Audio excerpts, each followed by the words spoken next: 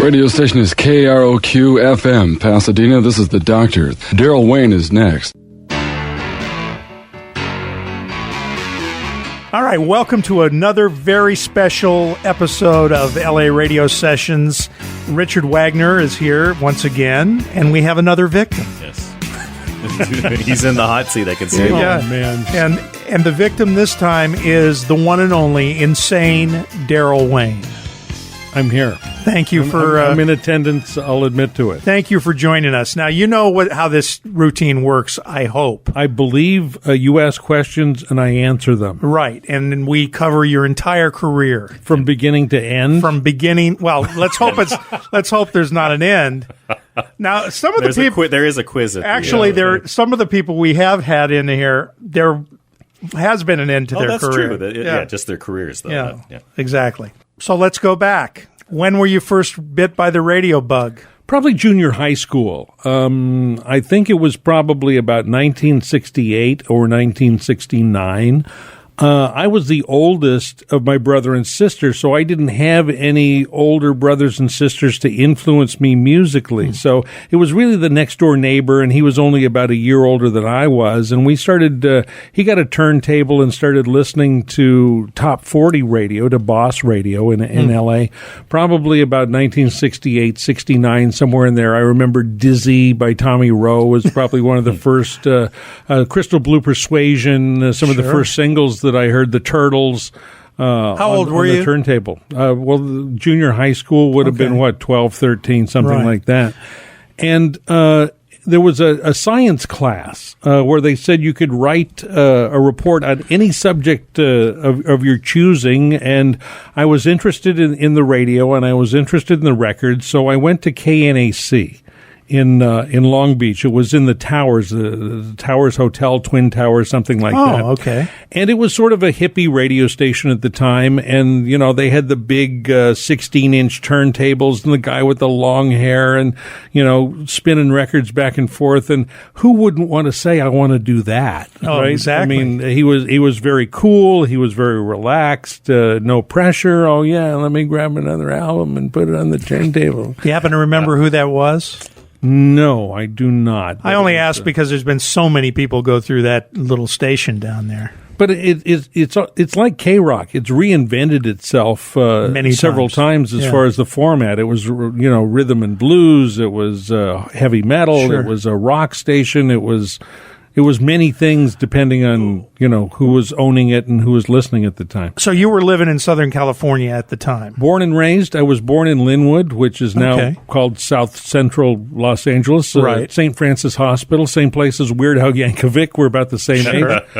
And my parents moved to Norwalk when I was half a year old, and my mother still owns the house in Norwalk and still lives there. Right. So, yeah, all of my 18 years of growing up through junior high, elementary, junior high school, into college, Cerritos College, was in the Norwalk and Cerritos area.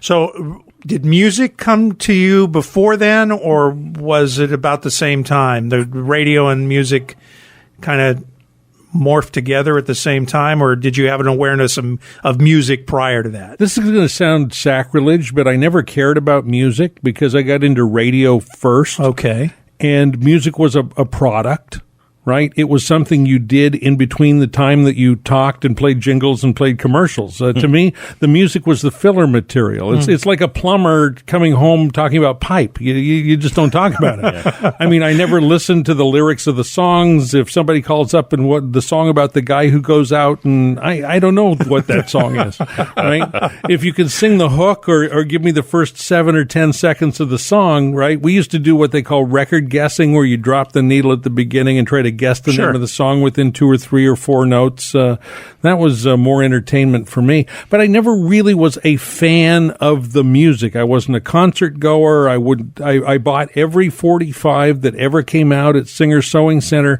because I had 2 swap meet turntables I had bought that were sort of hinged together through unshielded wire. And believe me, I learned about shielded wire earlier because I grew up about a mile from the KFI transmitter site. Yeah. Right?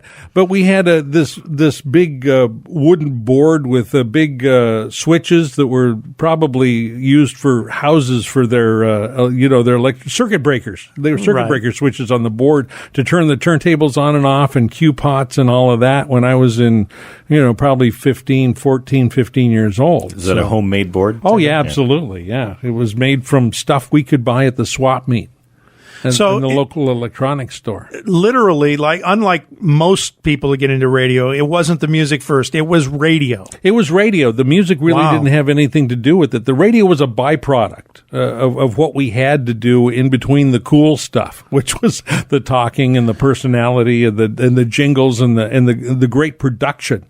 Because, right about the time I got into the middle of high school, I guess, 15, 16, progressive radio really took off. And it went from more 7-second and 10-second jingles into long, drawn-out production fare in between the record's vignettes, if you will. Shadow Stevens, probably the parent of a lot of that stuff, both at KRLA and KMET when I was growing up. It's interesting because you've never worked outside of music radio, right? No, not really. Actually, I have, but it was later in my career. In about 2001, I was invited to fill in Ventura for an AM talk radio station, and it was a standard news, sports, weather, contests, interviews, all of that with no music content whatsoever. It was KVTA. Okay. And there was a morning team that had been together in Ventura for many years, Dave and Bob. They started at KVEN 1450. They moved to 1520 AM. And whoever had filled in for him had been unsuccessful because they had tried to be either Dave or tried to be Bob. And I was hired to come in, and I met with Dave. They said, well, you have to meet Dave, right? And Dave was a big, gregarious Ted Knight kind of guy. KVTA. Right. And he said, so you're the new guy? And I said, yeah. And he says, what do you know about sports? And I said, nothing. He says, you're going to fail. Oh, no. And they did these radio cruises about 4 times a year. Plus, they had worked for a long time. They had a bunch of vacation time built up. So all of a sudden, my schedule filled up with either filling for Dave, filling for Bob, or filling for both of them on the air. And it was just me, right? That's all I've ever been on the radio, is an extension of my own personality. And I was just me. And for some reason, it sort of set with the audience well, and people were respectful, and people were complimentary. And so I did it for 8 years, filling it at KVTA for the morning show over there. Now, back to the Spence and Bob Show on News Talk 1520, KVTA. Freebird Friday going on Spence and Bob, a radio program. My name's Darrell Wayne, and I've been associated in the radio business here in the Los Angeles area for, I hate to mention, let's say maybe 25, 30 years, something like that. But it was just a different experience from music radio. The first morning I went in, and it was 5 a.m., the network news ends at 4 minutes after. Right. You crack the microphone, KVTA, AM 1520, talk radio. You've got me, Darrell Wayne, sitting in this morning for Dave. And Bob, who was it? Rich Galano was doing the news, and Dave said, well, Rich sometimes is a little late. And, when he comes in, he's got to prepare a newscast, and the next thing is you do traffic and weather, and you go to Rich. He says sometimes he'll wave you off because he's not quite ready yet, right? So I look over at Rich, and he gives me the I'm not ready yet sign, and so I look over at Bob and said, so, Bob, how was your weekend? And he went, really? He didn't say anything. There was dead silence. He sort of threw his hands up and went, right? And I learned right then and there that everyone has their role, in a morning team on a morning show. Dave was the act. Bob was the react. Bob didn't prepare any material. Bob didn't talk about anything. All he did, he was the Ed McMahon of that team, right? And he's saying, you came in, you wanted to do the heavy lifting, you're in the chair, it's your job, right, to fill until Rich is ready. Don't look to me to help you out. God. Right? And so I learned a lesson about talk radio at that point, that you always prepare about 3 times the amount of material that you're actually going to need, want, or use when you do a morning radio program. 8:20 in the morning, KVTA's morning radio program, Spence and Bob radio show. We've got Rich Galano in the KVTA News Center with some headlines this morning. Good morning, Rich. This was after your K-Rock days, right? Yeah, after, yeah. We're going to go in chronological order, but you sort of given us a preview of where preview of coming attractions. Preview of coming attractions. So back to junior high school, you've been bitten by the radio bug. Hard. Radio heroes at the time. Yeah. I mean, I kind of equate it to Richard Dreyfuss when he was building the volcano in his house, right? I mean, that's how hard I was bitten by the radio bug. I was out going to the swap meet, buying broken down turntables and equipment and trying to put together something I could hook up to a cassette machine and segue 2 records back to back. Right. But radio heroes growing up, Charlie Tuna, huge radio hero growing up. I mean, it was Boss Radio. My parents listened to KMPC, so it was Dick Whittinghill and Jim Lang and Wink Martindale and that gang. Gary Owens, certainly. Hi, this is Gary Owens, and you're listening to the insane Darrell Wayne. But, my radio heroes were the real Don Steele and Robert W. Morgan and Charlie Tuna and Sam Riddle and Humble Harv. This is Humble Harv, and you're listening to the insane Darrell Wayne. Scotty Brink and Bill Wade and those guys, because, they were at the top of their game. I mean, anybody in the country wanted to work at either WOR or KHJ. Right. And a little later, some of the more on the fringe radio personalities that made it to KHJ, Shadow Stevens, Jimmy Rabbit. Sure. And then, of course, the attraction. Things change. When you grow up listening to KHJ, like you do in LA, when you're riding around in your parents' car, you make them put that on the AM radio. And then one day, you're in horror as you get into the car and your mother and father are listening to KHJ. And you say, I can't possibly listen to the same radio station that my parents listened to. And that's what drove you to KMET or KLOS, KABC FM at the time, right. KLOS. So that's when you started to listen to B. Mitchell Reed, and you started to listen to Damien, and you started listening to some of these other guys on the FM side. And then KRLA, Shadow took that to sort of a fringe programming area at the time, with Revolution 1, Revolution 2, whatever he used to call that series that he put together. And then the ultimate vehicle of alternative radio was put together, which was K-Rock, originally a top 40 station in 1972, the Rock Revolution. Sure. And it continued to revolve and turned into something that really changed the entire landscape of radio, the landscape of music. I mean, and Shadow was at the helm at that point, right? Shadow was not in the helm in the beginning. He wasn't there when it was top 40. It was actually Johnny Darren, I think, the original program director. And they had they had Jim Wood, they had Jimmy Rabbit, they had Charlie Tuna doing the mornings. Sam Riddle? They had China Smith, right? I believe Sam Riddle was on the air there.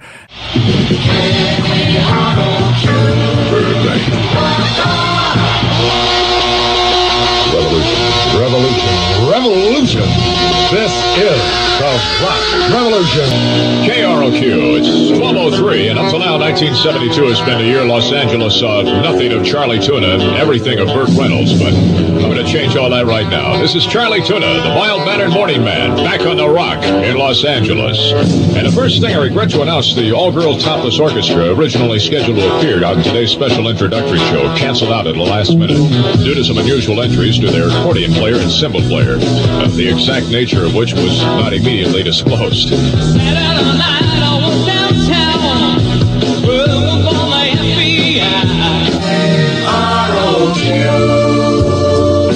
Look who's here, Sam Riddle, and I'm proud to be part of the Rock KROQ. And believe me, Los Angeles, this is just the beginning. Alone again.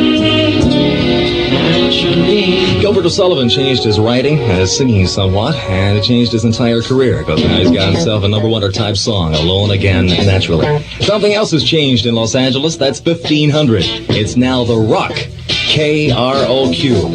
And for some unknown reason, every time there's a change here, Sam Riddle is always here too, and I'm happy to be a part of ROQ. Thank you for letting me be myself.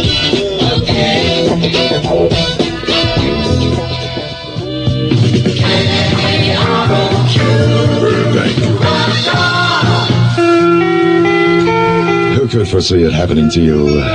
But now you're here from the rock revolution. Part of the magic. It's happening with the Rolling Stones. Get down.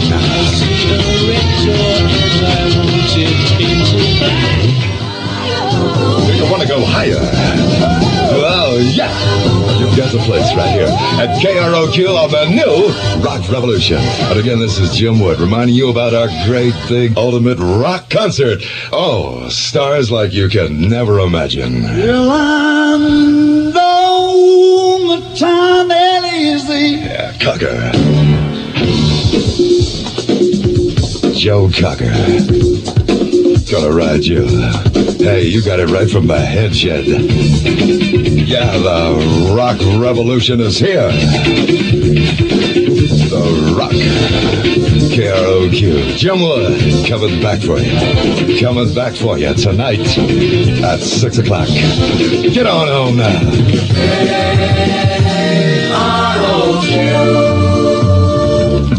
Hi, Los Angeles. That's spelled with a G-H, I'm told. According to my disc jockey manual, it's very in, very now. It makes me aware. Or whatever. Mother Radio has given birth to The Rock. She's been chewing on a nail now for several days. I'll be the midwife for a while. Back in the days of Purple Owsley, San Francisco, and Grace Slick. And it was truly a top 40 radio station again, and that was the approach. And in order to save and they had just an awful signal. It was 10,000 watts, directional, right into Forest Lawn and Catalina Island, and there was nothing in between. Right. And what happened was they died an awful death because Gary Bacasta, who put the deal together, spent a whole bunch of money on promotion and billboards, and he had this lousy radio signal, and it was AM only, and he ran out of money. And in order to put together the money to continue, we've missed KZY entirely, but we can always go back there. We'll go back. In order to put the money together to continue, he put together what he called the Ultimate Rock Concert at the Coliseum. That was supposed to be a fundraising event for the radio station. Don't you dare miss it. The big show of shows, hey, along with Stevie Wonder, Crazy Horse, Eagles, Love, Raspberries, Macho, Elephant's Memories, Flying to Family Stone, and this cat here, Frankie Valli. And one of the headliners that he hired was Sly Stone, of Sly and the Family Stone. And Ken Roberts was Sly Stone's business manager. He and Pat Welsh went to high school together in Hoboken, New Jersey, and they managed Jay and the Americans, Frankie Valli and the Four Seasons. They did Frank Sinatra at Madison Square Garden, and they were managing Sly and the Family Stone. And Sly had a problem, as he oftentimes does. Correct. And he went on stage and he told the audience that his organ would not tune properly, so he was not going to play. Right. And people flipped out. Oh, I'm sure. there were riots. There were just an awful circumstance that came out of it. But the positive thing that came out of it was that Ken Roberts lent Gary Bacasta money to continue to operate K-Rock. And so he became a creditor of the radio station. At that time, they bought KPPC FM. They brought in Shadow Stevens. It was now KROQ, AM and FM, the Rocks of Los Angeles. And by the time they completely ran out of money and went off the air, they were the number one station in the city, because they were doing something completely different than anybody would ever expect on AM and on FM. And just something born out of the head of Methuselah. I mean, Shadow Stevens' head cracked open, and this radio that was too smart for any of the listeners just sort of leapt upon you. Gee whiz, what a lot of fun, huh? Prairie Rose from Roxy Music, and what a bring down is Cream, Eddie Money, a new record, I Want to Be a Rock and Roll Star, and Shanghai Noodle Factory from Traffic. These are the Rocks, KROQ, AM and FM, with the eerie grin of the shadow. Tonight at 7 o'clock. Hollywood Night Shifters, Phil Austin, Michael Seagren, and Fraser Smith, performing live on the air for Toys for Tots. Bring an unwrapped toy to the Pasadena Datsun showroom tonight at 7 o'clock. Or you can go there right now and see them helter-skelter trying to warm up in the hundreds of bikers who are surrounding the place, each bringing an unwrapped toy. It's pretty cool, actually. You can join Redbone, Timothy Leary, Talking Heads, The Young Marquis, Fun Zone, Rodney Bingenheimer, and the K-Rock Jocks. Everybody will be there. Pasadena Datsun, that's at 101 South Arroyo Parkway in Pasadena. It's all live tonight at 7 o'clock on the Rocks. And in about 15 minutes, another breathtaking chapter in the adventures of High Cumes, the greatest disc jockey in the history of the world, quite frankly.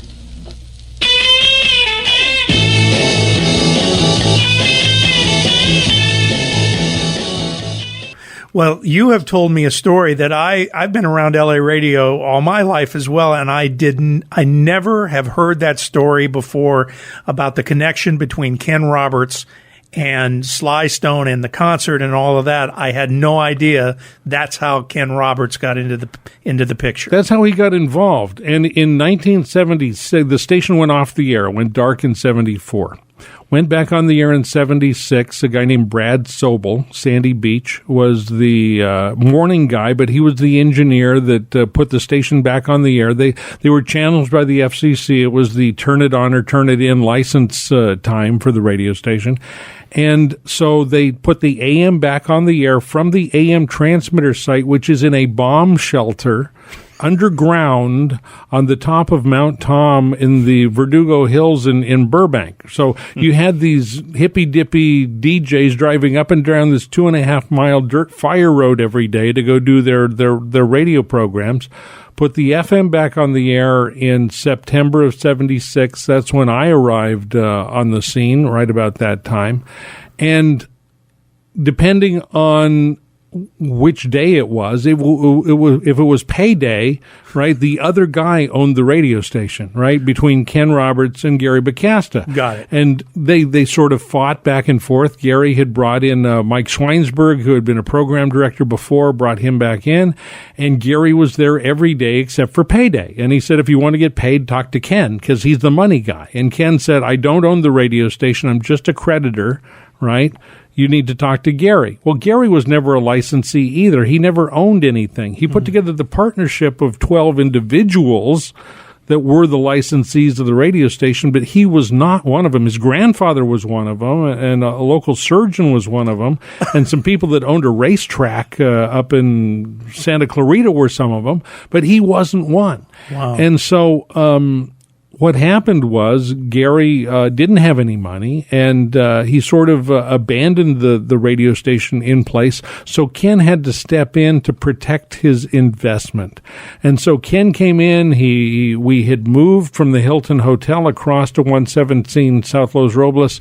He redecorated the place. He put in this grass cloth wallpaper. We traded for the green carpet with Carpeteria, and he tried to fix up the place a little bit. Well, when we moved, we had a problem with the FCC, one of many, but we because it took us a while to get the equipment reset up, for some reason the transmitter decided to take a frequency excursion and wander up the dial a little bit. Oh no. And so Ben Nakamio of the FCC knock at the door. I was the chief engineer at the time, and he said, show me your frequency monitor. And it hadn't been rehooked up, and he said, well, I'm telling you right now, you're off frequency. So for the radio geeks, the gearheads of radio, I called Bob Gonset, who ran a Gonset communicator or whatever, radio communicator, and I had him do a frequency measuring. He went, yep, you're off a whole bunch, right? Which Did listeners notice this, by the way? Well, they would have had to adjusted their radio That's dial. True. This is back bit. in the days of analog. So They had to follow us up the dial as we moved, and which turned into a full-blown FCC inspection, and there were like 40 violations. Only 40. Yeah, only 40. It sounds like there could have been way more than that. I'm not going to tell stories out of school, but we sort of manipulated things around their back while they were looking around. But one of the major concerns that they had was what they called an illegal transfer of control or power to the radio station to a non-licensee, a la Ken Roberts. Right? Oh. Didn't own the place, but he was calling the shots. Right? Okay. So that's when they brought Gary back in to run it until Ken could actually go through the process of becoming a licensee or owner of the radio station. He had the gunpowder to do it. He owned the Robert Taylor estate up in Mandeville Canyon, the largest piece of private land in the Santa Monica Mountains. Right. I mean, the first time I went up to Ken's house, you buzz in and the gate opens and you drive through, and I parked in front of the house and walked up and knocked on the door, and there was no answer. I looked in the window and there was a horse. Right. I hadn't made it the house yet. I was at the barn. Right. The barn would have been good enough for me. Right. So, he had the wherewithal to go ahead and finance the radio station, put it together, hire the attorneys, do whatever he had to do to get through the process, eventually own the radio station and sell it to CBS for $40-something million. Well, what's funny about this to me is that he sort of fell into this radio business, literally. Well, he was not a radio guy. He was a businessman. He's a rock and roll guy or a music guy that got involved in radio in a most weird and interesting way. Yeah, but he seemed to embrace it. It sounds like once he got in, right? Somewhat. He was hands off. Right. The beauty of Ken is, I was program director at the time. He let me do whatever I wanted to do. He let me hire whoever I wanted to hire. He trusted the people around him, which was a great attribute for a radio guy, because most owners and most general managers do not necessarily trust the people that work for them. That's right. They'll be constantly tweaking, questioning. Right. Why are you doing that? I say that about Ken because after he sold K-Rock to CBS, he did it again. He went back into radio. So there must have been some love for radio, or was it the money that it generated? I think that it was a little bit of both. I think that the soldier that he installed, Pat Welsh, had a lot to do with his association of radio, because he and Pat went to high school together. They were trusted friends. Gotcha. And he had installed Pat as the general manager. I mean, that was really the transition between myself and Rick Carroll, was at the hands of Pat Welsh. And, Pat was not a radio guy either, but he was a golfer, and he was a member of the Riviera Country Club, and he would golf with some of the other general managers from K-Earth and from the other radio stations, and they were trying to figure out what we were doing, because what we were doing was starting to work. We were starting to pull 1s, 2s, 2.5s in the LA Arbitron with this tweaky little signal off Flint Peak in Glendale. Right. And they would say to Pat, what's your format? And Pat would go, I'll get back to you. Right? All right. And he would call me into his office and he said, Darrell, what's our format?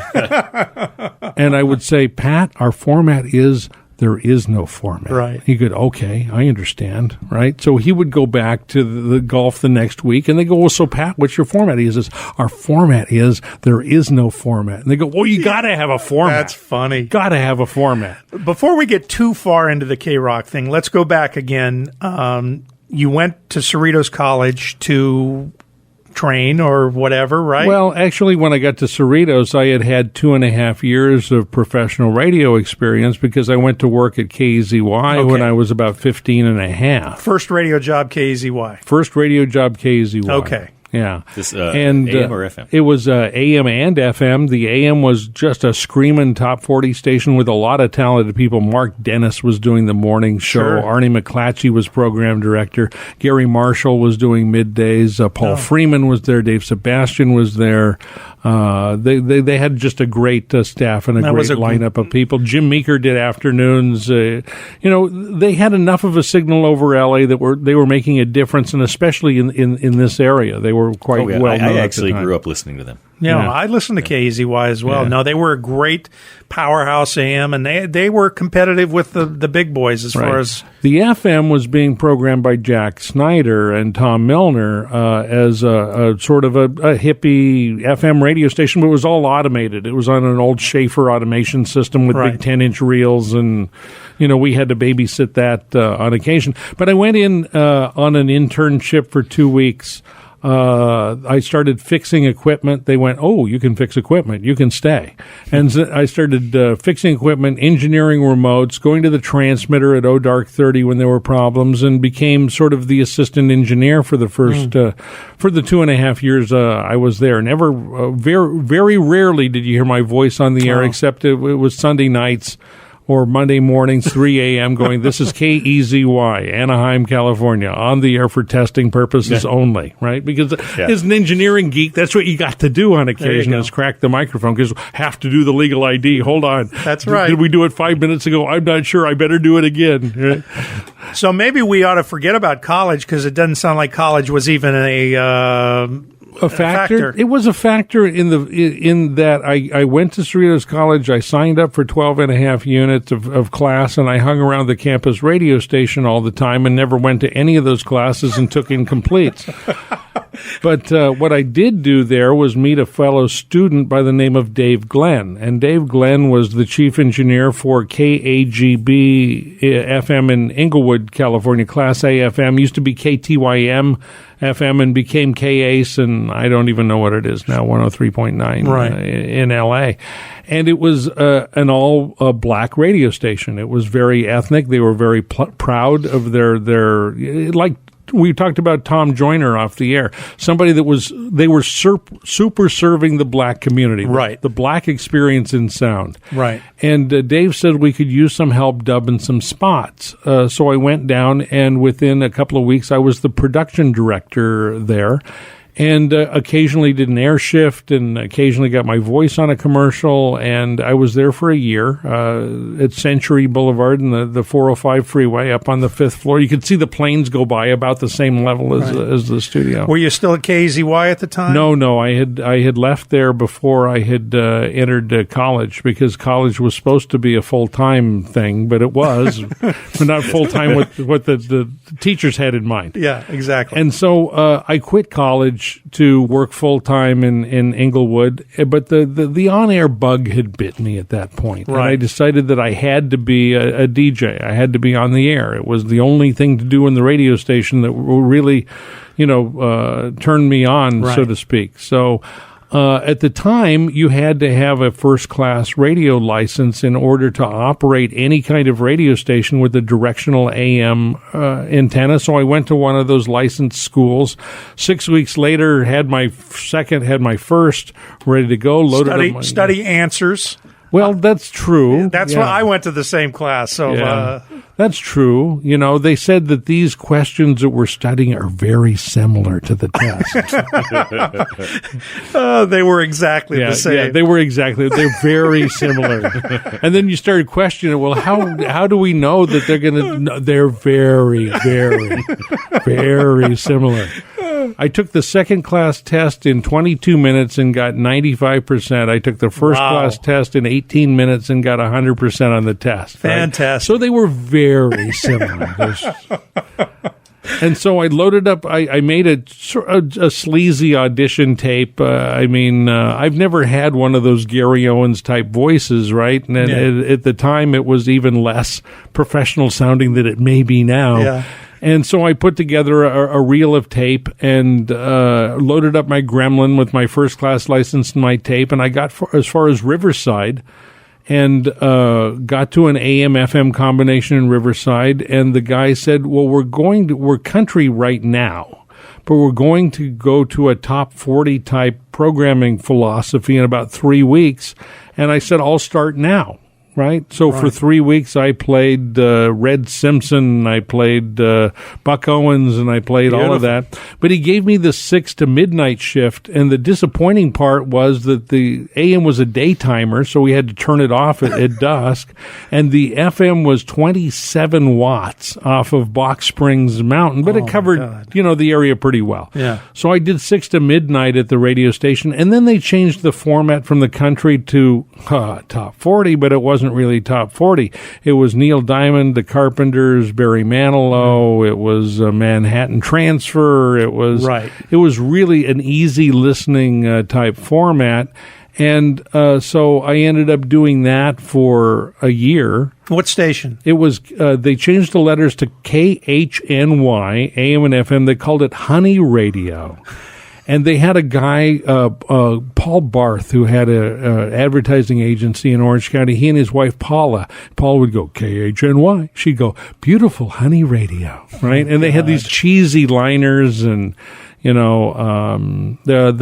general manager at the time was a guy named Al Gordon who used to sing with the Sandpipers or the Lemon Drops or something. I don't know. But he was the GM. And but you were on the air.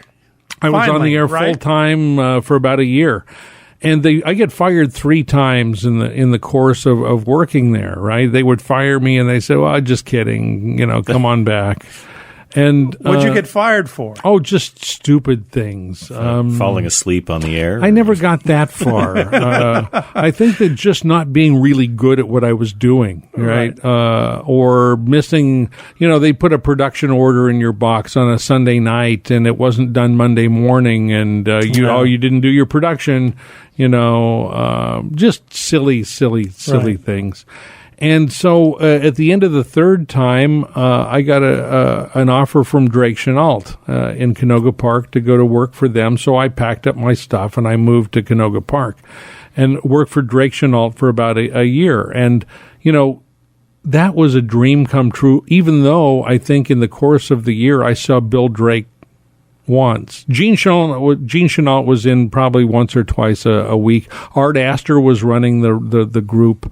Jim Kefford was working there, and Buddy Scott, and Bert Kleinman, and Mark Ford, and Mark Williams, and what year was that? That was 1975, and I started rooming with a guy named Barry Victor, and Barry was the one of the reel production guys. That's what I did, was produce reels of automation tape for these guys.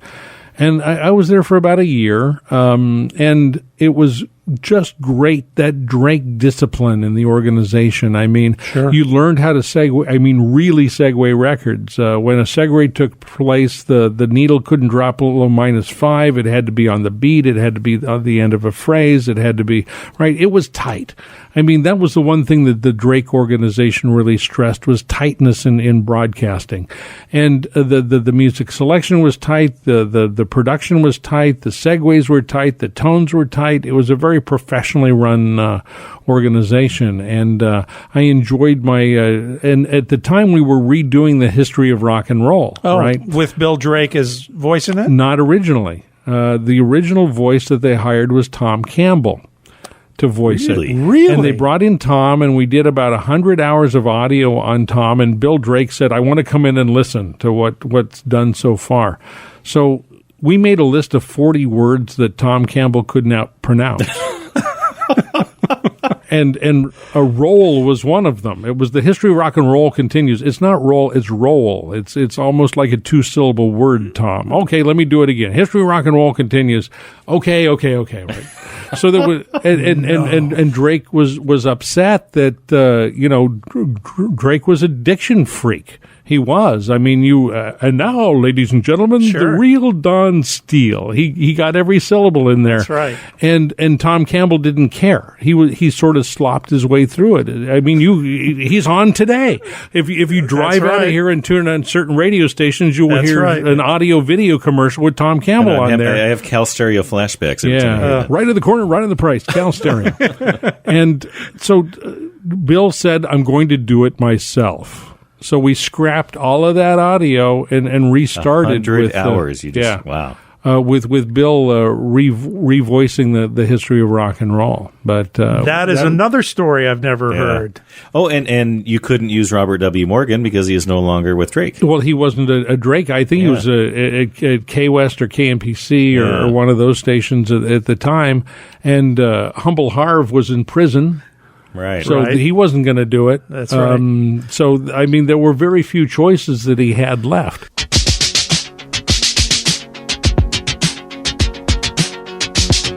Ladies and gentlemen, welcome to the history of rock and roll. I'm Bill Drake, and in the coming hours, we'll journey together through more than a quarter century of revolution and a music that has touched us all. A music they said wouldn't last. We'll trace rock and roll in the words of the people that made it happen and relive the music that has moved 2 generations. We had a great guy, Billy Moore, B. Harold Moore, that did all the Drake reels, right? That's Elton John and Rocket Man, right? And we had embedded voice tracks on all the reels of tape that went out on the top 40 formats. Jim Carson was doing the AOR stuff for. We still owned Kino at the time in Fresno, and we sent up all the music on CART. And Carson was doing all the voice tracking for that, and you had Bob Kingsley coming in doing the country stuff. Right. So, I mean, those 3 guys, Billy was a great man, since passed away, but had no personality. He was a liner reader. And, this took a little bit of inflection. It took a little bit. There were long reads on the history of rock and roll. Some of those bridge transitions, the read was 3 or 4 minutes long, and you had to get somebody in there that could really get through it and pronounce all the words. Now, and Drake took the task on himself. Now, the history of rock and roll, I didn't know we were going to get into that, but the original one was more of a Ron Jacobs project. Absolutely. It was done in the production studios at KHJ. Right, and it was, when it was redone by the Drake people, it was reformatted to some degree. We redid all of the segs, all the time sweeps, all the music segs was all done on an 8-track machine, as opposed to what they had done at KHJ back in the day was probably just working with 2 tracks and razor blades and records back then, as opposed to whenever we could, we still went back to the original vinyl. Oh, you did? Oh, absolutely. And if something was time cubed, we had to break it apart back to the original mono and remix it left and right with different EQ, because time cubing phases in mono and sounds really bad. Right. So we have to always try to break it back down to the original product. And we would do, have you ever done pop editing? No.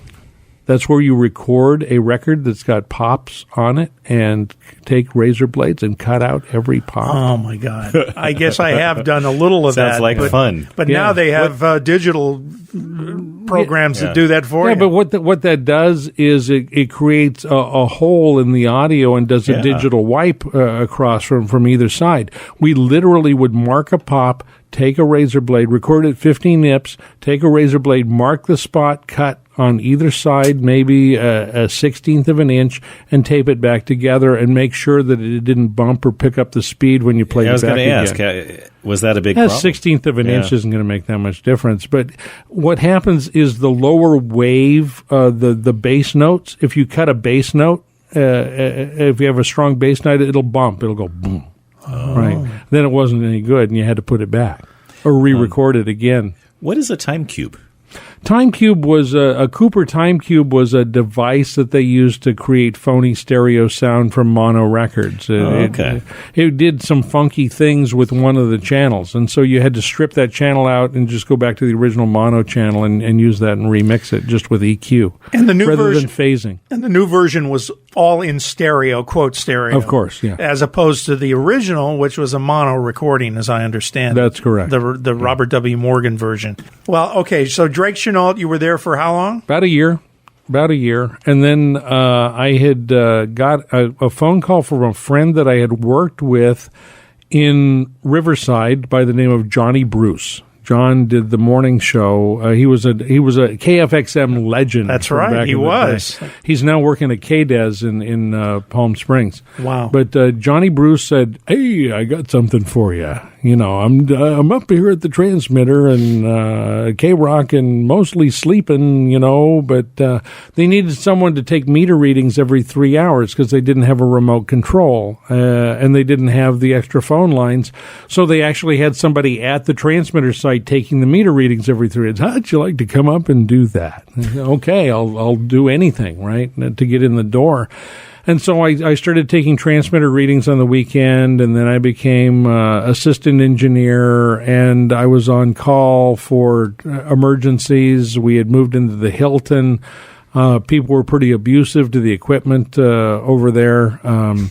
And so I started missing a couple of shifts at Drake Chenault, and I actually got fired for not showing up on the Sunday night doing one of the reels that needed to be done. And it was a holiday weekend, and I made some feeble excuse about I didn't see the schedule or whatever, and they said, yeah, nice try, you don't work here anymore, which was actually good news because it freed me up to spend more time hanging out at K-Rock. Right. And from there, I became chief engineer of the radio station. We went through our location challenges. We went through equipment challenges. We went through FCC challenges. We went through financial challenges.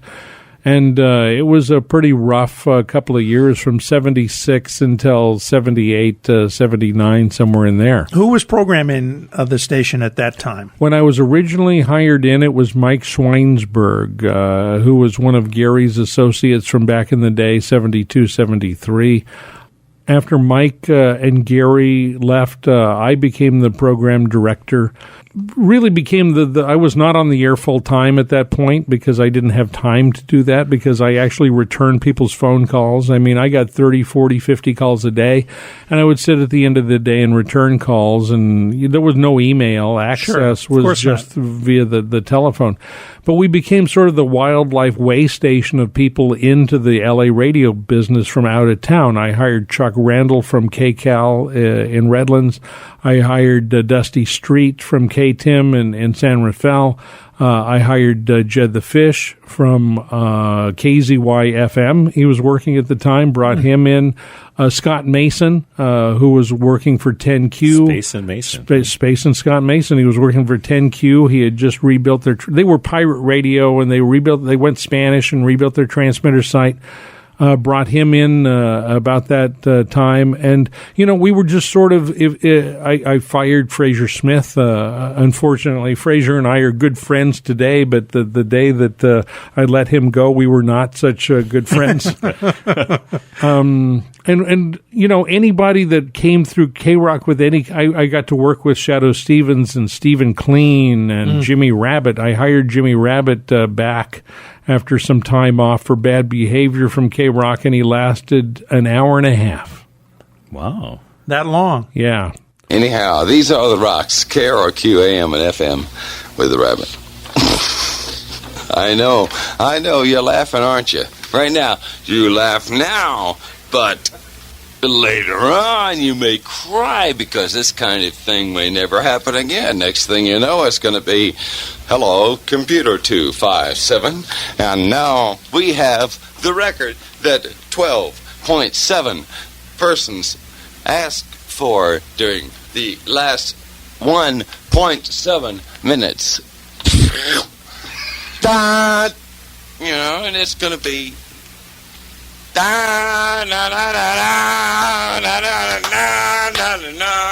that's what's going to be.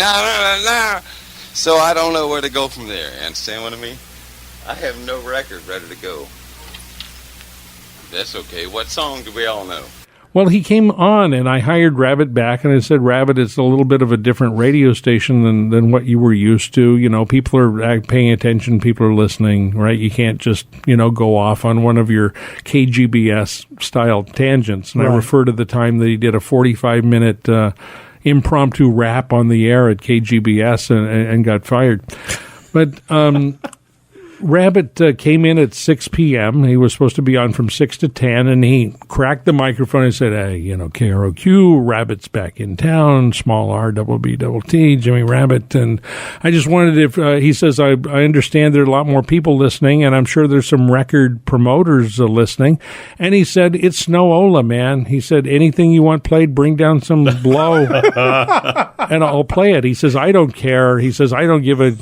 I don't know whether you cuss on this show. We cuss on this show. He says, I don't give a shit. He said, rap, not rap, R&B, rhythm and blues. Doesn't matter. Want country, you want rock. I don't care. Bring down the records and I'll play them on the radio. All the key to admission is bring down some cocaine. And Pat Welsh was sitting in his office in the back and almost fell off the chair. And he called me into his office and said, Darrell, I don't want Rabbit to mention cocaine on the radio anymore. I want you to go in and tell him. And I said, that's fine. I'll meet him tomorrow morning or tomorrow afternoon before his shift, and I'll give him a little counseling. He says, no, I want you to go talk to him right now. And I went, that's probably a bad idea, Pat. Yeah, right. Well, he insisted, and my job is to inform someone of whatever the consequences were of their actions, but I knew this was not a democratic society. That's right. And that a decision was a decision. It was my job to go execute that decision. That's right. Which made for even more compelling radio, but story details to come.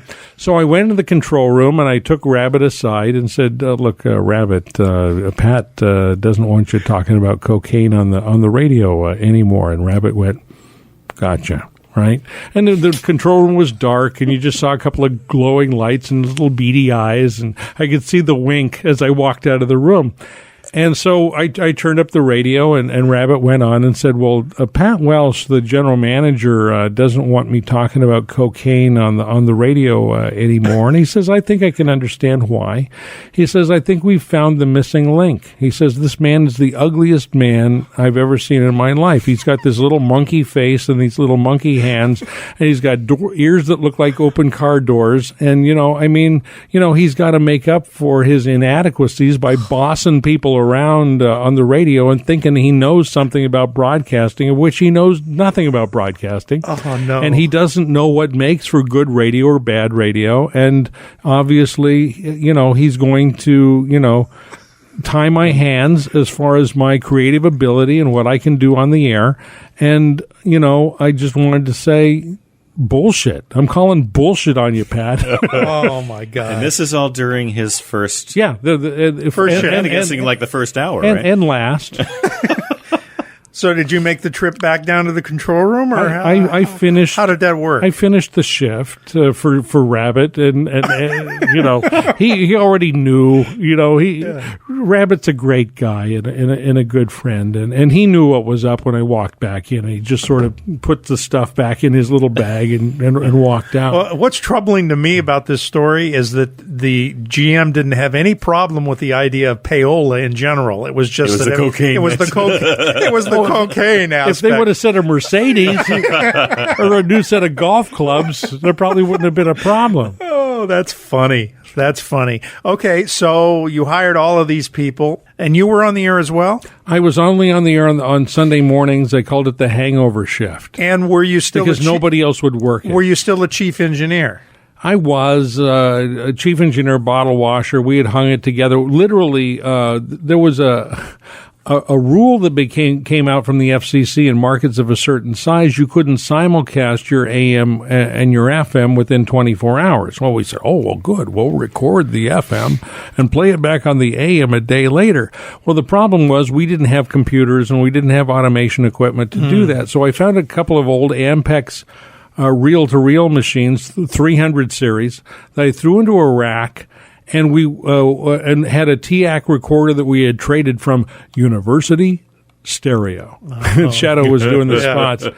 And so we were recording the FM on this reel-to-reel machine, and we were playing them back on these two reel-to-reel tapes, except, people wanted to go away and didn't want to sit there. So I actually put a piece of metallic tape at the end of the reel and two paper clips that were hot clipped to the remote start on the opposite machine back to back. So you could load it up and it would run 2 full 10-inch reels before you had to reload. Rube Goldberg. Yeah, the machine. So, I was still chief engineer at the time. Does this mean that Rabbit's comments made it on the air twice? Oh, at least, yeah. Yeah, we wouldn't have taken that out. Yeah. But, I was still chief engineer. And then, the days of Rick Carroll began, and, that was the end of the golf story with Pat Welsh. Do you have a format? No, you don't have it. We were the last bastion of free-form radio left in Los Angeles. You could play whatever you wanted to play. You could say whatever you wanted to say. But you had to balance new with old, familiar with unfamiliar, and all of us had come from a strong enough programming sense and programming background that we knew not to do anything too obscure for too long, or you're going to lose your audience. Right, exactly. We had all worked in top 40 radio. We had some semblance of discipline as far as that's concerned. So, Pat came back, well, you have to have a format. Well, okay, we have a format. We're a progressive rock radio station. So, he would go back and golf the next week, and the guy from K-Earth would say, well, what's your hot clock look like? Oh, no. And so Pat would come back and say, well, what's our hot clock look like? I said, well, we don't have a hot clock. We, have some file cards in the control room, and we have control over the rotation of the records, and you pull from the front and you put in the back, right? Right. As far as the current stuff. And he would go back and he would golf the next week, and they'd say, well, what's your hot clock look like? He said, we don't have one. We have file cards. We pull from the front and put in the back. So, well, you have to have a hot clock. So he went back and said, well, you have to have a hot clock. And I said, no. Right? I was 24. When I started programming K-Rock in 77, I was 21 years old. I was 23 at the time. I was full of piss and vinegar, and I said, I'm not going to do it. And he said, well, we'll find someone that will. I said, well, then go ahead. And they did. Through Jed's association with KZY, he knew Rick Carroll. Rick was available. They interviewed Rick. They hired Rick, and I remember the first meeting, Rick brought in Larry Groves, who was his music director at KZY, and Jed and I had just had Jed was my music director when I was PD, and we had just had a music meeting, and our music meetings were a democracy. We voted, right? We sat around, pizza, beer, thumbs up, thumbs down, add, not add, and Jed had a stack of the albums we had just added the day before, the day Rick came in. And so we were in Jed's office, the music library, and Jed held up a Talking Heads album and said, are we going to play this? And Rick said, oh, no, absolutely not. We're not going to play that. And he held up a Devo album and said, are we going to play this? And he goes, oh, no, I've never even heard of those people, right? And then he held up an Elvis Costello album. Are we going to play this? And he said, no. It's going to be, Led Zeppelin, Foreigner, Doors, Beatles. We're going directly after KLOS. We're going for their throat. We're going to take them out. Da-da-da-da-da. Well, signal-wise and every otherwise, you couldn't do that. And so the feedback and the backwash from the record community was huge, right? This was the only radio station in L.A. or the country where a record promo guy could walk in with a record and get it played immediately. Right. There would be no Sire Records. There would be no Island Records. There would be no IRS. There wouldn't be no A&M. There would be no, if you think of all the labels that all of the new wave groups started to come out on, none of those none of those labels would exist. A lot of the record promo guys wouldn't have careers if it weren't for K-Rock at that time. All the heavies used to come in. Everybody who was anybody in the record business came in. And so John Scott took out a full-page ad in Radio and Records magazine saying, boycott K-Rock. Don't spend money on the radio station. Don't support the radio station. Don't take your records to the radio station because they have turned their back on the music industry. And Rick said, he blinked and said, well, maybe we better do something. And so what he did was he took his top 40 radio programming background from KZY and KKDJ and KISS and applied it to the music that we had indoctrinated into L.A. at the time, the Ramones, Clash, Talking Heads, Devo, you know. And so he put all of this on we had a hot clock and we had pick cards. And one of the deals that they made when they brought in Rick was you can do whatever you want, but you can't fire Darrell because he's been here a long time. And, there was a period of time where I was working one shift on and one shift off because nobody was showing up for work. I mean, I helped him keep the license. Right. And so he offered me the morning show under the Rick Carroll genre, the Rick Carroll regime, if you will. So I worked there for another 2 years, 2.5 maybe. I did mornings for a year and a half. I did middays for about a year, working for Rick and following a hot clock and not picking any songs and pulling from the back and putting the front and working the card files and the record library and all of that. FM 106.7 KROQ. That's John Hyatt of The Secret Life on KROQ. That's what I've been leading for about the past year, hiding out. But you found me, damn it, and the game is up, right? Soft Cell and Tainted Love before that. And we also heard The Waitresses here on KROQ. Let's check out the weather for the weekend. Looks like a real nice weekend. High somewhere in the 80s, overnight lows tonight dipping down into the 60s. KROQ. FM 106.7, you've got your KROQ on, and the Little Red Rooster, that's the Rolling Stones, and a whole lot of other good music here on The Rock with the insane Darrell Wayne. Now, let me tell you, tonight at 8 o'clock on Rodney Bingenheimer's radio program, Elvira, and I'll tell you what it's all about. KROQ FM, this is The Rock with the insane Darrell Wayne. On 4th of July weekend, Saturday night, we're cooking. We're going to tear this place apart. A little mocha java between the sheets, huh? Oh, coffee in bed. You like some sugar with that, sir? Why not? KROQ FM Pasadena. This is the Rock of the 80s. Couple of minutes after 6 o'clock on a Saturday night with the insane Darrell Wayne. Ain't it though, ain't it though, ain't it true? Life is so strange.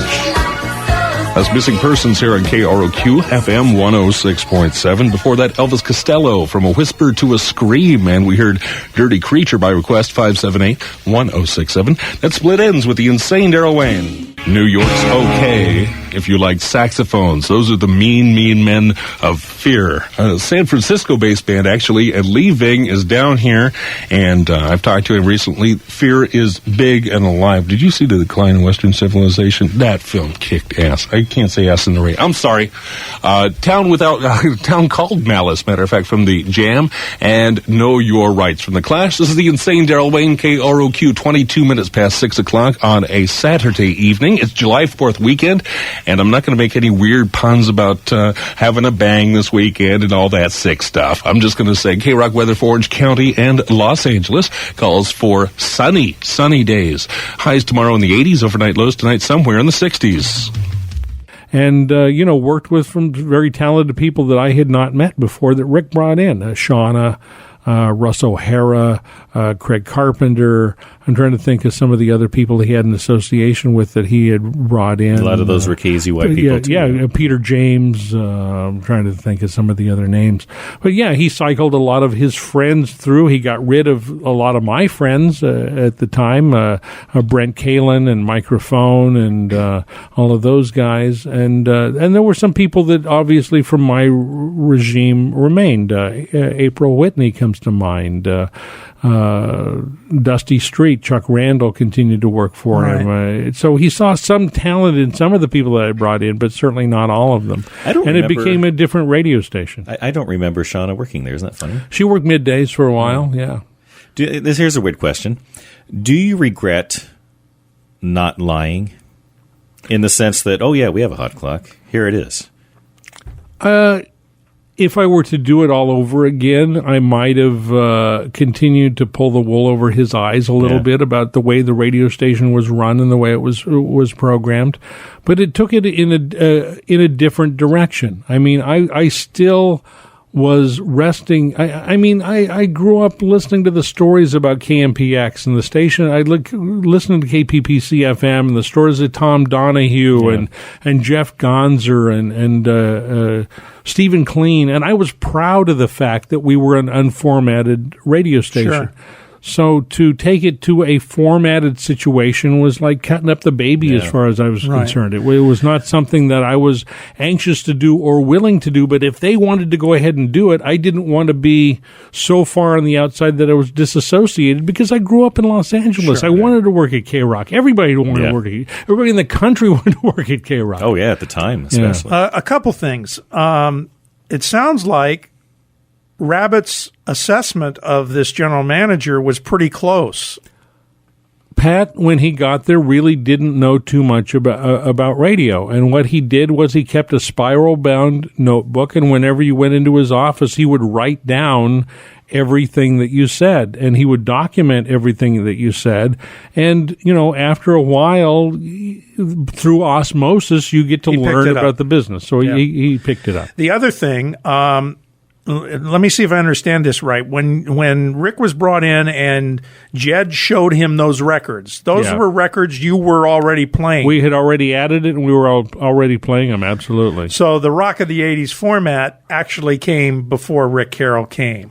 Well, the music was there. Rick showed up, tried to turn it into a traditional classic rock station, got whacked over the head by the industry and by the world, and it was a wake-up call, and he paid attention. And so he melded the music we were playing with his programming philosophy of familiarness and rotation, and it just That's an even better story when you realize what Jeff Gonzer was talking about and KMET's problems from K-Rock. Well, it was interesting.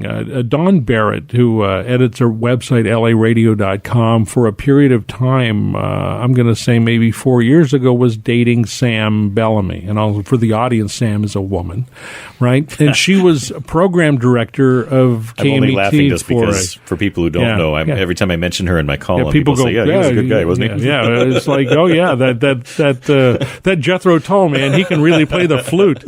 Yeah. And so Don called me up and said, how would you and your wife like to come to brunch at Sam's house? Have you ever met Sam Bellamy? I said, no, I've never met Sam Bellamy.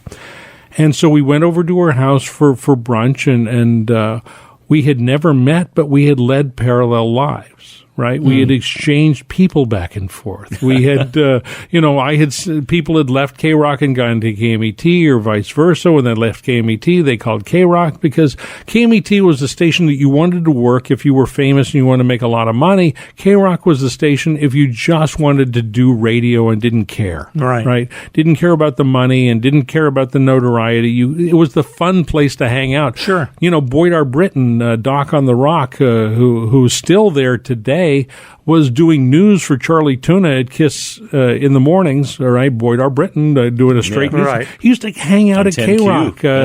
Machine Gun Kelly used to hang out at K-Rock. We were the place to come to hang out. Sure. Because it was it was an open door policy. Anybody could come in at any time, and people used to make up different names. Some of the record promo people actually did radio shows, but they had to, that was sort of a conflict, so they had to make up phony baloney names when they went on the air, like Studebaker Hawk, to do radio.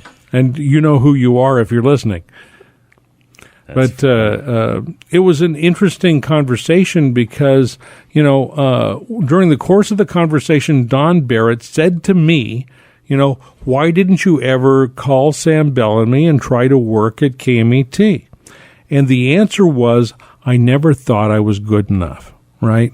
I thought, K-Rock was sort of the band of merry marauders. We were the guys with the fife and the drum with the headbands around and bleeding from the head, right? Trying to march forward.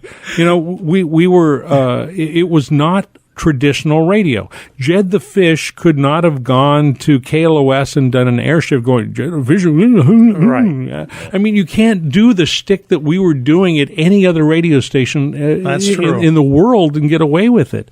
And so we thought that, the kind of radio that we were doing was not transportable to another radio station. And she said, it's funny you say that, because we used to have these staff meetings at the height of KMET and going, why are we here, right? They didn't think that they had any kind of innate special talent or ability. It was luck. It was luck that put them at the right place at the right time, and the Huyas and the Gonzers and the Finally a Fridays and the Fish Reports and the Quat and all of that, right?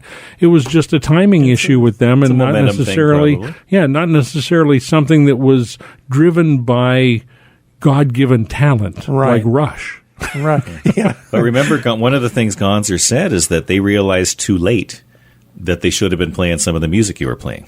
That's true. And to remind me of that, in my studio in Ventura, California, I have a gold record hanging on my wall that was awarded to KMET for Devo's Freedom of Choice. Wow. K-Rock never got that gold record. We never got gold records for Tom Petty. Tom Petty was a punk rocker when we first started playing him in 77. What happened was they were all punk rockers. Elvis Costello was a punk rocker. The Clash were punk. Everybody was punk. The Pretenders were punk. Right? And what happened was they sold 1 million records. Okay, they're no longer punk. Now they're new wave, right? That's right. And then they went platinum. Oh, they're rock and rollers, man. That Elvis Costello, Pump It Up, Radio. That's right. That's Allison. Oh, man, that's a great rock tune. Tom Petty, rock and roller. Who today would say that Tom Petty was a punk rocker? Nobody. He was when American Girl came out, or Breakdown. That's right. And I think there's stories that KMET, I think Jeff even brought it up, that when Tom Petty was presented to Sam, she was a little leery to play it because she thought it was a punk rock band. Because we were playing it, right? That's why. Yeah. And thank God that John Scott brought us Tom Petty, right? Because Tom Petty was originally on ABC Records. John was the president of Capricorn Records out of Athens, Georgia, which was the Allman Brothers and all of that. He came out, and then ABC Records signed Tom Petty, and then his own label was recorded under MCA Universal and this and that. But John brought us Tom Petty, and we, adopted him as a family member. Now, not to put too fine a point on what Richard had talked about, but why do that? Yeah, why do that? Why do that? Yeah.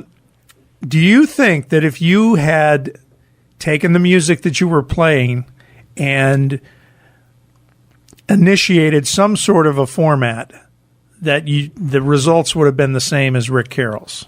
I think if we continued to do what we were doing, the results would have been comparable to Rick Carroll's given the amount of time, right? I mean, the thing that really corrupts people in radio as far as programming is concerned is money, right?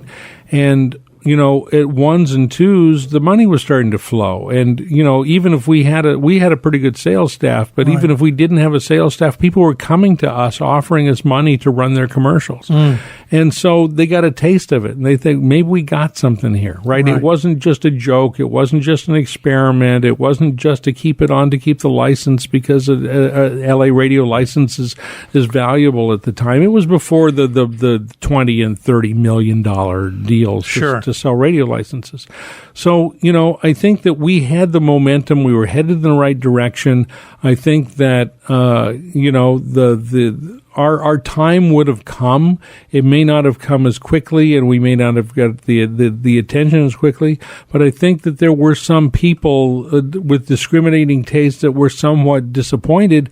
But, if you want to get disillusioned about radio and what we serve, come and answer the request line for a couple of hours. Right. People will request the record that you're playing at the time. No, that's right. Right? Or they'll request the song that played 5 minutes ago and say, I just played it 5 minutes ago. Yeah, but I want to hear it, Yeah. And I think that that's what the repetitive radio format is trying to serve, is those people that just want to hear the same stuff over and over and over, and we weren't doing that. Or they're tuning in for 20 minutes at a time, and Right. they want to hear what they want to hear. Yeah, and they want to hear it in that 15-minute period of time that they're listening.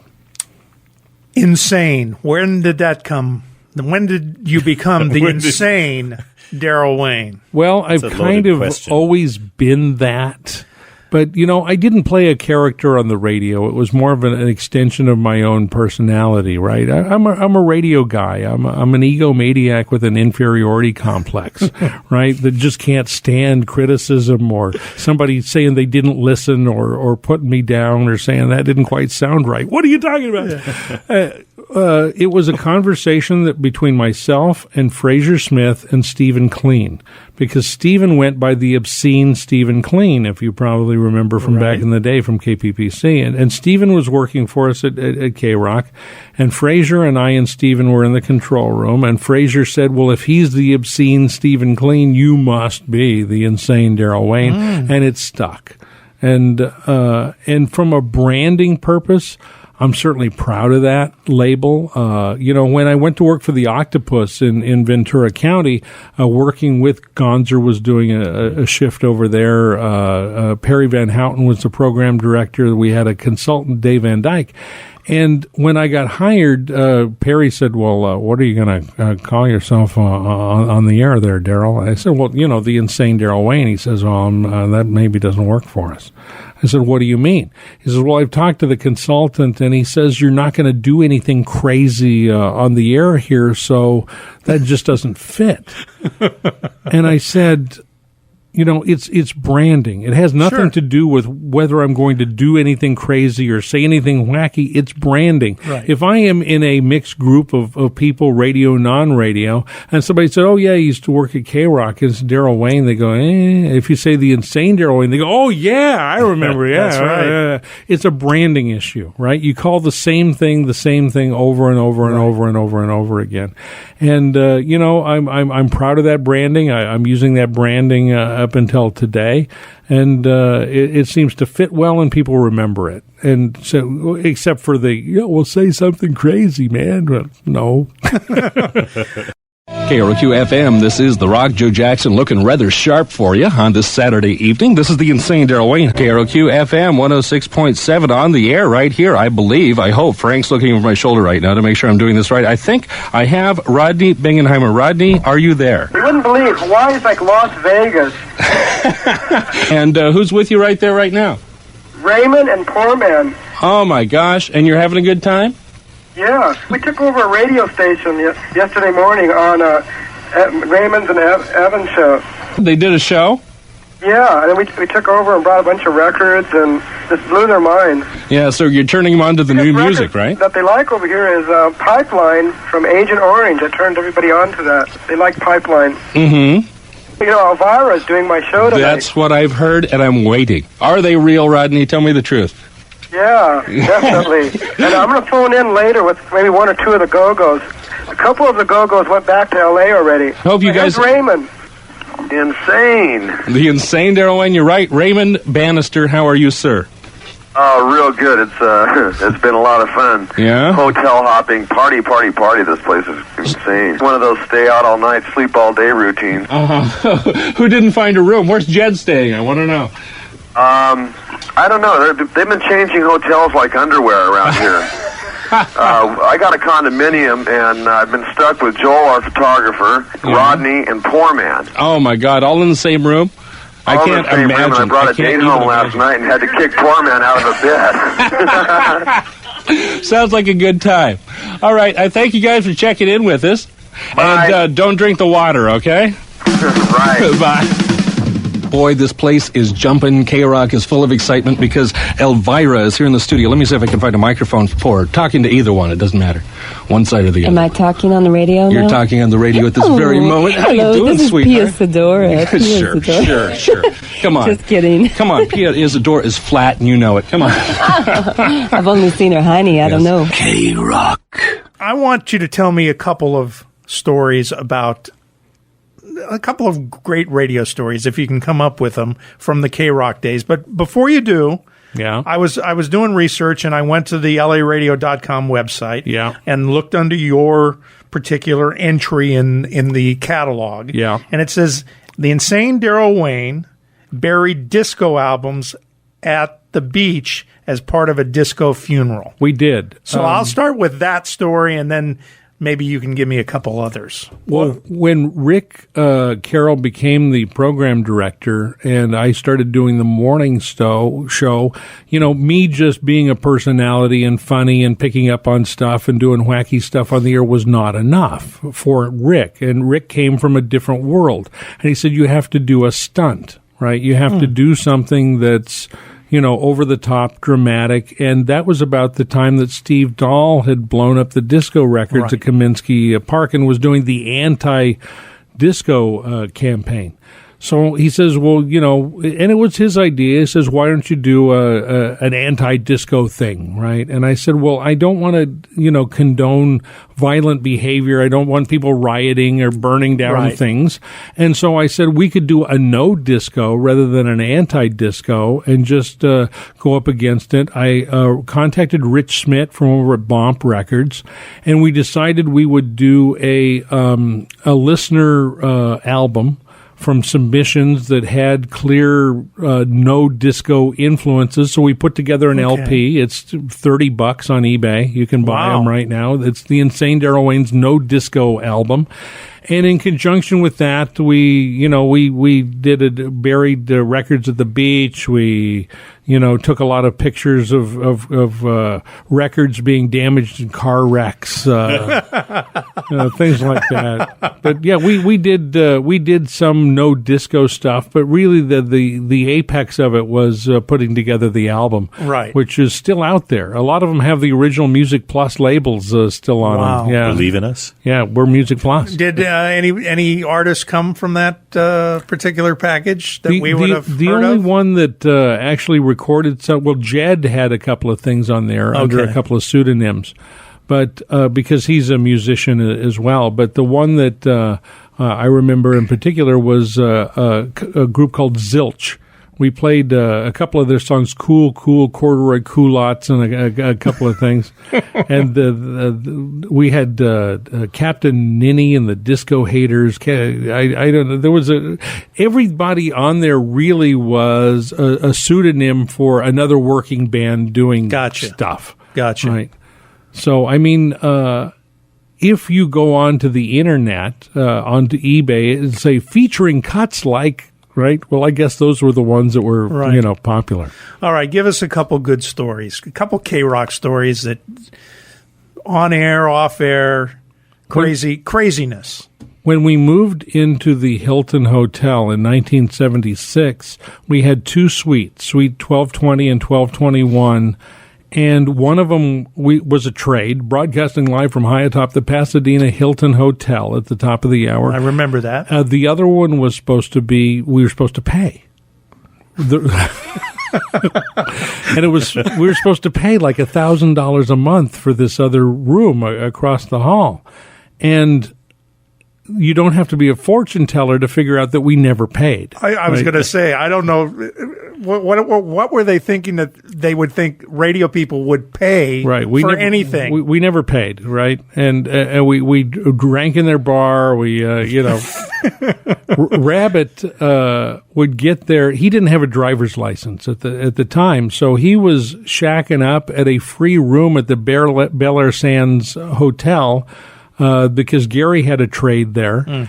And Melissa Townsend, Dusty Rhodes, was doing the middays and Rabbit was doing the afternoons. Well, she used to bring Rabbit to the radio station at 10 o'clock in the morning. And he used to go down to the bar and do, wild turkey and beer backs for 4 hours. It was funny. I was listening to KFI not too long ago, the Tim Conway Jr. show, and there was a news story about a man that was caught with X number of drinks and pills and all this stuff, and he says, "Oh, we used to call that show prep." Yeah, right, exactly. Well, that's what Rabbit called show prep. He would sit down in the bar and get ready to do his radio program, but we were supposed to pay, and we didn't pay, so we got evicted from the Hilton Hotel, marshals, eviction notices, all of that. And 3 days before they were going to break down the doors and confiscate the material, I found the place across the street. It was a optometrist that had an office over a uniform shop at 117 South Los Robles. And so we said, the marshals were watching us. How are we going to get this stuff out of here, right? Well, the easy answer is, you got a radio station. We got on the request line. We got a couple of women to come up, and we explained to them what the task was to take these marshals and entertain them. Oh, my God. Right? And so these marshals went off, who knows where, for who knows how long, but it was long enough for us to move lock, stock, and jock across the street. Oh, my God. So like at 10 o'clock at night, we took everything and left and moved it across the street. The entire station. Everything.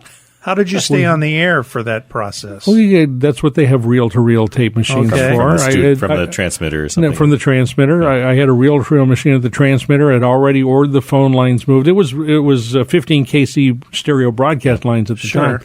I'd already looped the phone lines and I had done my homework. I'm not stupid. And insane, but not stupid. But not stupid. So we moved everything. And, these marshals showed up the next morning, red-eyed, shirts tucked half in and this and that. And they stood outside the door and continued to guard something that was gone for another 2 or 3 days until they decided nobody's coming in and out. What's going on, right? Well, they opened the door and we was gone. So That's that was fun. That is a funny story. Yeah. One of the famous K-Rock radio stories. Be interesting to find out how long they kept their jobs. Yeah, exactly. Don't care. Okay, so you had quite a run at K-Rock, something that you should be very proud of. I mean, I have my pride, and then I have my regrets, obviously, because I was. I was a full-blown, I am an alcoholic. I was a full-blown drinker at the time. And, and my drinking got in the way not only of my drug taking, but it also got in the way of my broadcasting on occasion. And it was really my downfall there. Because when Rick came in, there's no secret to the fact that Rick had a drug abuse problem, and a lot of the people he brought in did, right? Because they were in the same camp. Right, sure. So it's all of a sudden the alcoholics meet the drug addicts, and there was a riff in the organization because the drug addicts who were doing speed and amphetamines thought that the alcoholics didn't care. Right? Don't you care about this? Right? And they would get all weird and wired, and we'd get all laid back, and so there was a personality clash, and I fell on the side of the more laid back, less intense. People in the organization and eventually fell out of favor. So, it was the high point of my radio career because I was on the air in Los Angeles, born and raised, and idolized, met a lot of my childhood heroes, whether it be, Stephen Kleen, Shadow Stevens, got to work with some very talented people in my career over there. And, it was a long time ago. I was there from 1976 until 1981, and my last air shift there was 1982.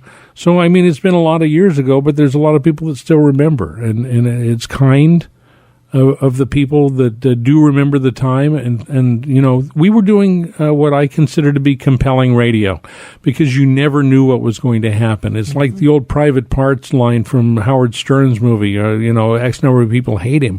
Well, the people that hate him, why do they listen? Because they want to see what he's going to say next. That's right. Why do the people love him listen? Because they want to see what he was going to say next, right? They wanted to know what we were going to do and what we were going to say next because it was so spontaneous that you never knew what was going to happen or who was going to even come by. That's right. And, I hold those times in very high regard. So after K-Rock, what happened? I just hit the skids. I mean, literally, the day after, and I was probably an early adapter as far as answering machines were concerned, because I was a pretty popular guy when I was working at K-Rock. I mean, 30, 40 phone calls a day. Everybody wanted to hang out. Everybody wanted to go to clubs. Everybody wanted to do this and that. What are you doing? What are you doing? What are you doing? And the day I left, the phone stopped ringing. Literally. Wow. Silence. Nobody called to see how you doing. Nobody cared. It was quite evident that my popularity as being what I thought were friends were really just associates, and they wanted to be associated with the radio station, not necessarily associated with me. And it was devastating to me. It really was, because I really thought that, talking about fair weather friendships, I really thought some of these guys were my buds, and they would help me and they would scoop me up. And the guys that, worked at KNAC or worked at K-Tide that said, hey, if you're ever out of a job, man, call me. You're wonderful on the air. And you call these guys and they're not taking your calls. And, I couldn't get arrested, literally. And so I continued to go into my alcoholic cocoon for a period of time. And I had a girlfriend who was working at the Hungry Tiger restaurant in Hollywood. It was at La Brea and Hollywood Boulevard at the time. And Don Martin School of Radio and Television was on the fifth floor, and they used to come down for lunch and have lunch and imbibe a little bit. And my girlfriend was a waitress there, and they said, hey, you got a great voice. You should get into radio. And she said, right. Yeah, and turn in like the alcoholic schlub that I've got living on my couch. Right. And they said, well, what do you mean? I said, well, Darrell Wayne, K-Rock, couch, alcoholic coma, And they said, well, would he like to work for us? And so I cleaned myself up and I dragged my ass down to Don Martin Schools, and I started teaching broadcasting school 3 nights a week. And within 6 months, I was general manager of the company. KROQ FM. I've got one more break left in case I forget, to tell you. Thanks for the thousands, literally thousands of phone calls and all the people supporting me. I really appreciate it. And people asking me where I've been hiding. I've been doing a good job. Huh? It's working. And my employer, who pays me mega bucks, would probably have a fit if I didn't mention that I'm working at the Don Martin School of Radio in Hollywood. Okay? That clears that up, okay? Got some Roxy music. Name of the album is Avalon. Got a rabbit out on a boat in that area. I want to say hi to him. The Rock with Darrell Wayne. How you doing? I mean, you have to understand the progression of my career. When I started at K-Rock, I was a transmitter operator. When I left, I was operations director, program director, been on the air for 5.5 years, full time, right? So within a short period of time, I was general manager of the school. I ran the school for 4 years. But I continued to drink at the time. And we were teaching radio broadcasting, television production, television talent. And the school had been in business 47 years, very prestigious. Larry McCormick's son was one of my students. Wolfman Jack's daughter was one of my students. Wow. We had quite a history as a school, and we kept that history up. And in spite of the fact that we had liquid lunches downstairs, we ran a very competent broadcasting school and turned out some great individuals that have scattered far and wide across the country into the broadcasting industry. The school sold and was stripped of it was sold for its NATS approval, which is National Associated Trade and Technical Schools, so they could take financing, and another school bought them for that approval and sort of disemboweled the broadcasting program after. So in 1985, I went to work doing radio sales at a radio station in Thousand Oaks, KMDY, Comedy Radio. And I was doing retail sales and just hating my life, right? Because I was continuing to drink, and I was going into I was really good at what I was doing. I was going into local businesses and talking them out of their rent money and saying that this radio advertising time that you are about to buy from me is going to cause you all this success. And I knew in the back of my mind that it wasn't, and it wasn't going to help them, and it didn't matter. And it to me, living in my own skin, it was like stealing, right? Right. So I did it for 3 months, and I was really good at it. And Bob Zidell was the general manager at the time. He called me into his office and said, you're meeting your quotas and you're doing good, but I bet you think that just showing up every day from 9 to 5, doing your job is good enough.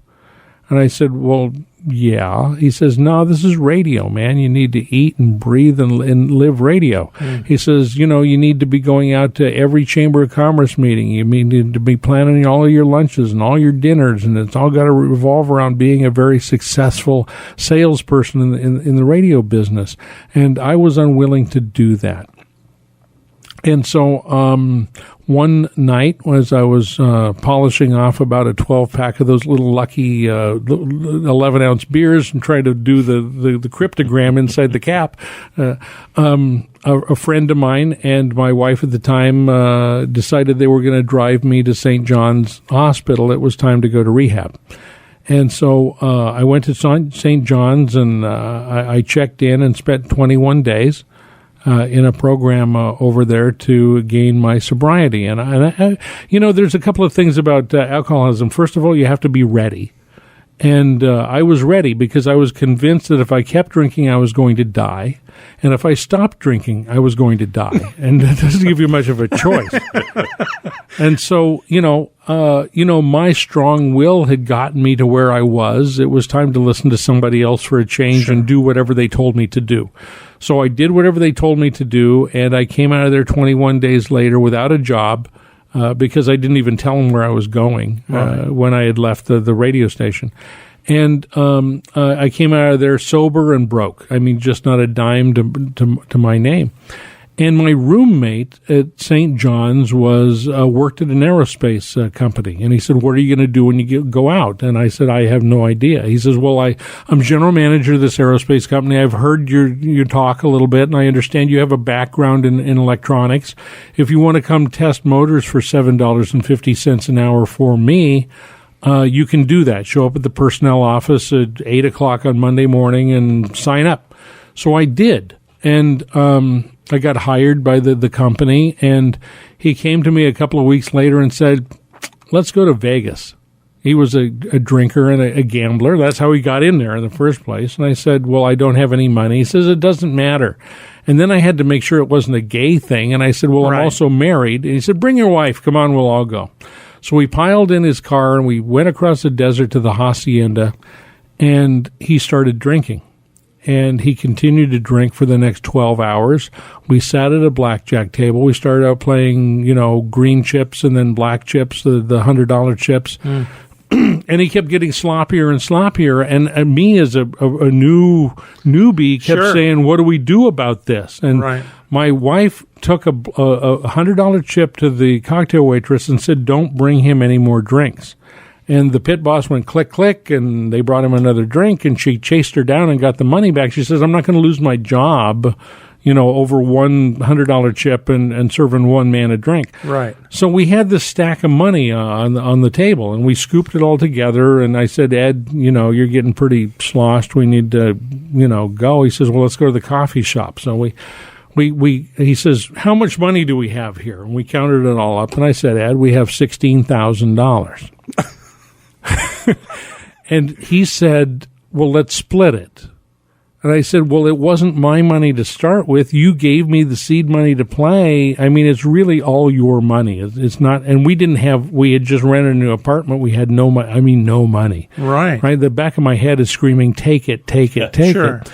And he said, no, I insist we need to split the money. So we did. And I left there with $8,000 in my pocket, opened a bank account, worked for the company for 10 years, went back to school, got my undergraduate degree, got my master's degree in business, and continued to work in the aerospace business.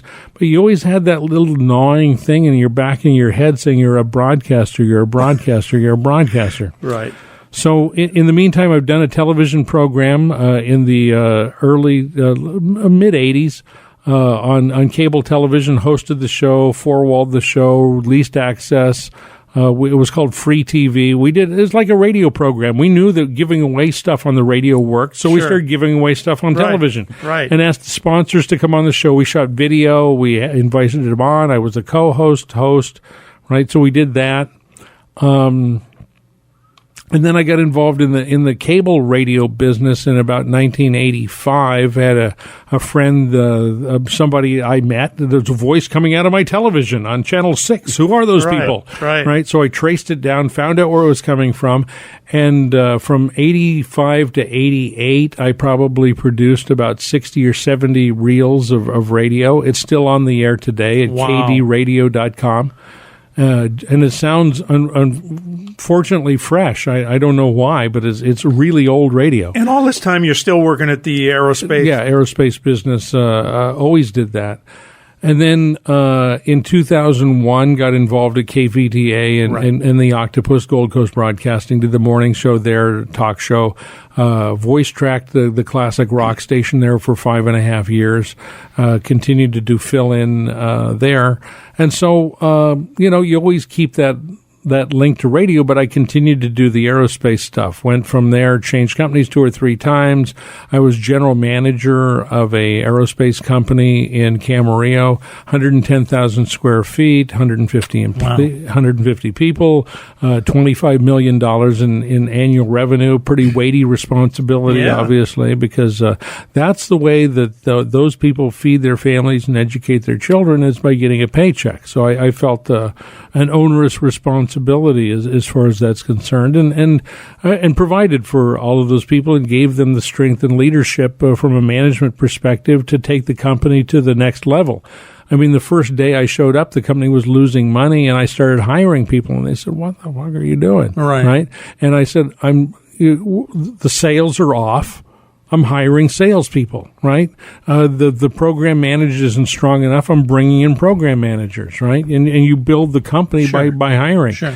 And it was a risk, and it was a risk that was worth it, fortunately, in the long run. But yeah, I've continued to work at aerospace until October of last year. But at some point, you bought a radio station. Doesn't everybody want to do that works in radio? Everybody wants to, but not everybody does, and that's phenomenal. It was a risk. It was a gamble at the time. Because of some of the financial success that I've had in my life, it afforded me the opportunity to gamble. And my wife and I started playing in Laughlin, and then, you build up points and you start getting free stuff. So we ended up going to Vegas, and you build up points, you get free stuff. And I ended up getting an invitation to Lake Tahoe for free from Harrah's, courtesy of Harrah's Casino. Right. And I had been editing LARadio.com for about 3 or 4 years, and one of the contributors from the Lake Tahoe area was Bill Kingman. Bill Kingman was born and raised in the Pasadena area, worked at KPPC from 1959 to about 1961. 61, he moved to Lake Tahoe, and his voice has been on the air in Lake Tahoe every day since 1961. Wow. And he said, if you ever come to Lake Tahoe, look me up, and, I give a pretty mean tour. Well, we did that. And we, at the end of the tour, we drive up the mountains around the lake and Emerald Bay and all the beauty and all he says, I have to stop by the radio station and record the weather. It was a holiday weekend. I said, would you mind that? I said, mind that? I thought you'd never ask, right? So we go into KTHO radio, AM radio, and it's like a ghost town in there, right? And I said, there's music coming out of the speakers. And I said, where's this music coming from? And he said, Dallas, Texas. It's ABC FM's Timeless Classics. And I said, well, how many people work here? He said, 1. And I said, how much revenue do you have on the air? How many commercials? He said, none. I said, well, how's that work? And he said, well, the transmitter site has 2 300-foot towers, and the owners are leasing tower space to the local cell phone companies, and they're getting enough cash flow from that they don't have to deal with disc jockeys, with radio, with all the pesky stuff that goes with normally owning and operating a radio station. We have a requirement to have one operator hired general operator on duty. That's Ed Crook. Ed was in his early 70s at the time. Ed still works for me, by the way. And you keep him locked up at the transmitter I said, somebody should do something about this. And he said, yeah, somebody should. And looked at me and said, here's the name and the address of the licensee of the radio station. So I went back home and I wrote this very eloquent 3-page letter about my accolades and my background and my broadcasting, and said I'd like to get involved in some way to take the radio station back into fruition. And 6 months went by and nothing happened. I didn't hear anything. And so we got invited back to the Lake Tahoe area with another invitation from our friends at Harris and Harvey's. And Bill was still doing PSAs and weather for the radio station for free. And he said, did Steve Coombs ever call you back or ever write to you? And I said, no. He said, here's his cell phone number. And so I took the cell phone number and I got home and I called it. Turned out that Steve lived in Santa Barbara, and he was oil people. He wasn't radio people. He was oil people. Oh. And he said, we were just about to put the radio station on the market, but I'm willing to talk to you. So we met for dinner, and over a piece of prime rib, we discussed me becoming the owner of the radio station and what it would take to go through that process. It was probably mid 2008, 2009, something like that. And we made the arrangements for first an LMA and then ultimately my acquisition of the radio station. I put it together myself. I did all the paperwork, all the deal making, all the da-da-da-da-da-da. Right. And I became the owner of KTHO about 3.5 years ago. So on day one, aside from all the prep I did in the background, I owned, I didn't even really own the transmitter site. I bought the license. Because they've got 8 acres of land, and I couldn't afford to buy, $1 million worth of property that I couldn't use for anything. I took a dormant radio station, and using my history, I started hiring people. I bought the computers. We took all the music local. We came up with a slogan, local talk and classic rock. Hired a live morning team. I started voice tracking the afternoon show. Thank God for modern electronics. You can use Log Me In, and you can use PC Anywhere, and you can set up a studio. I've got a studio in my living room that I used to voice track, and another studio at the Ventura Harbor to do the Knucklehead show, which I've been doing for 10 years. And we started to build a radio station. Ladies and gentlemen, the insane Darrell Wayne. Ha ha ha ha.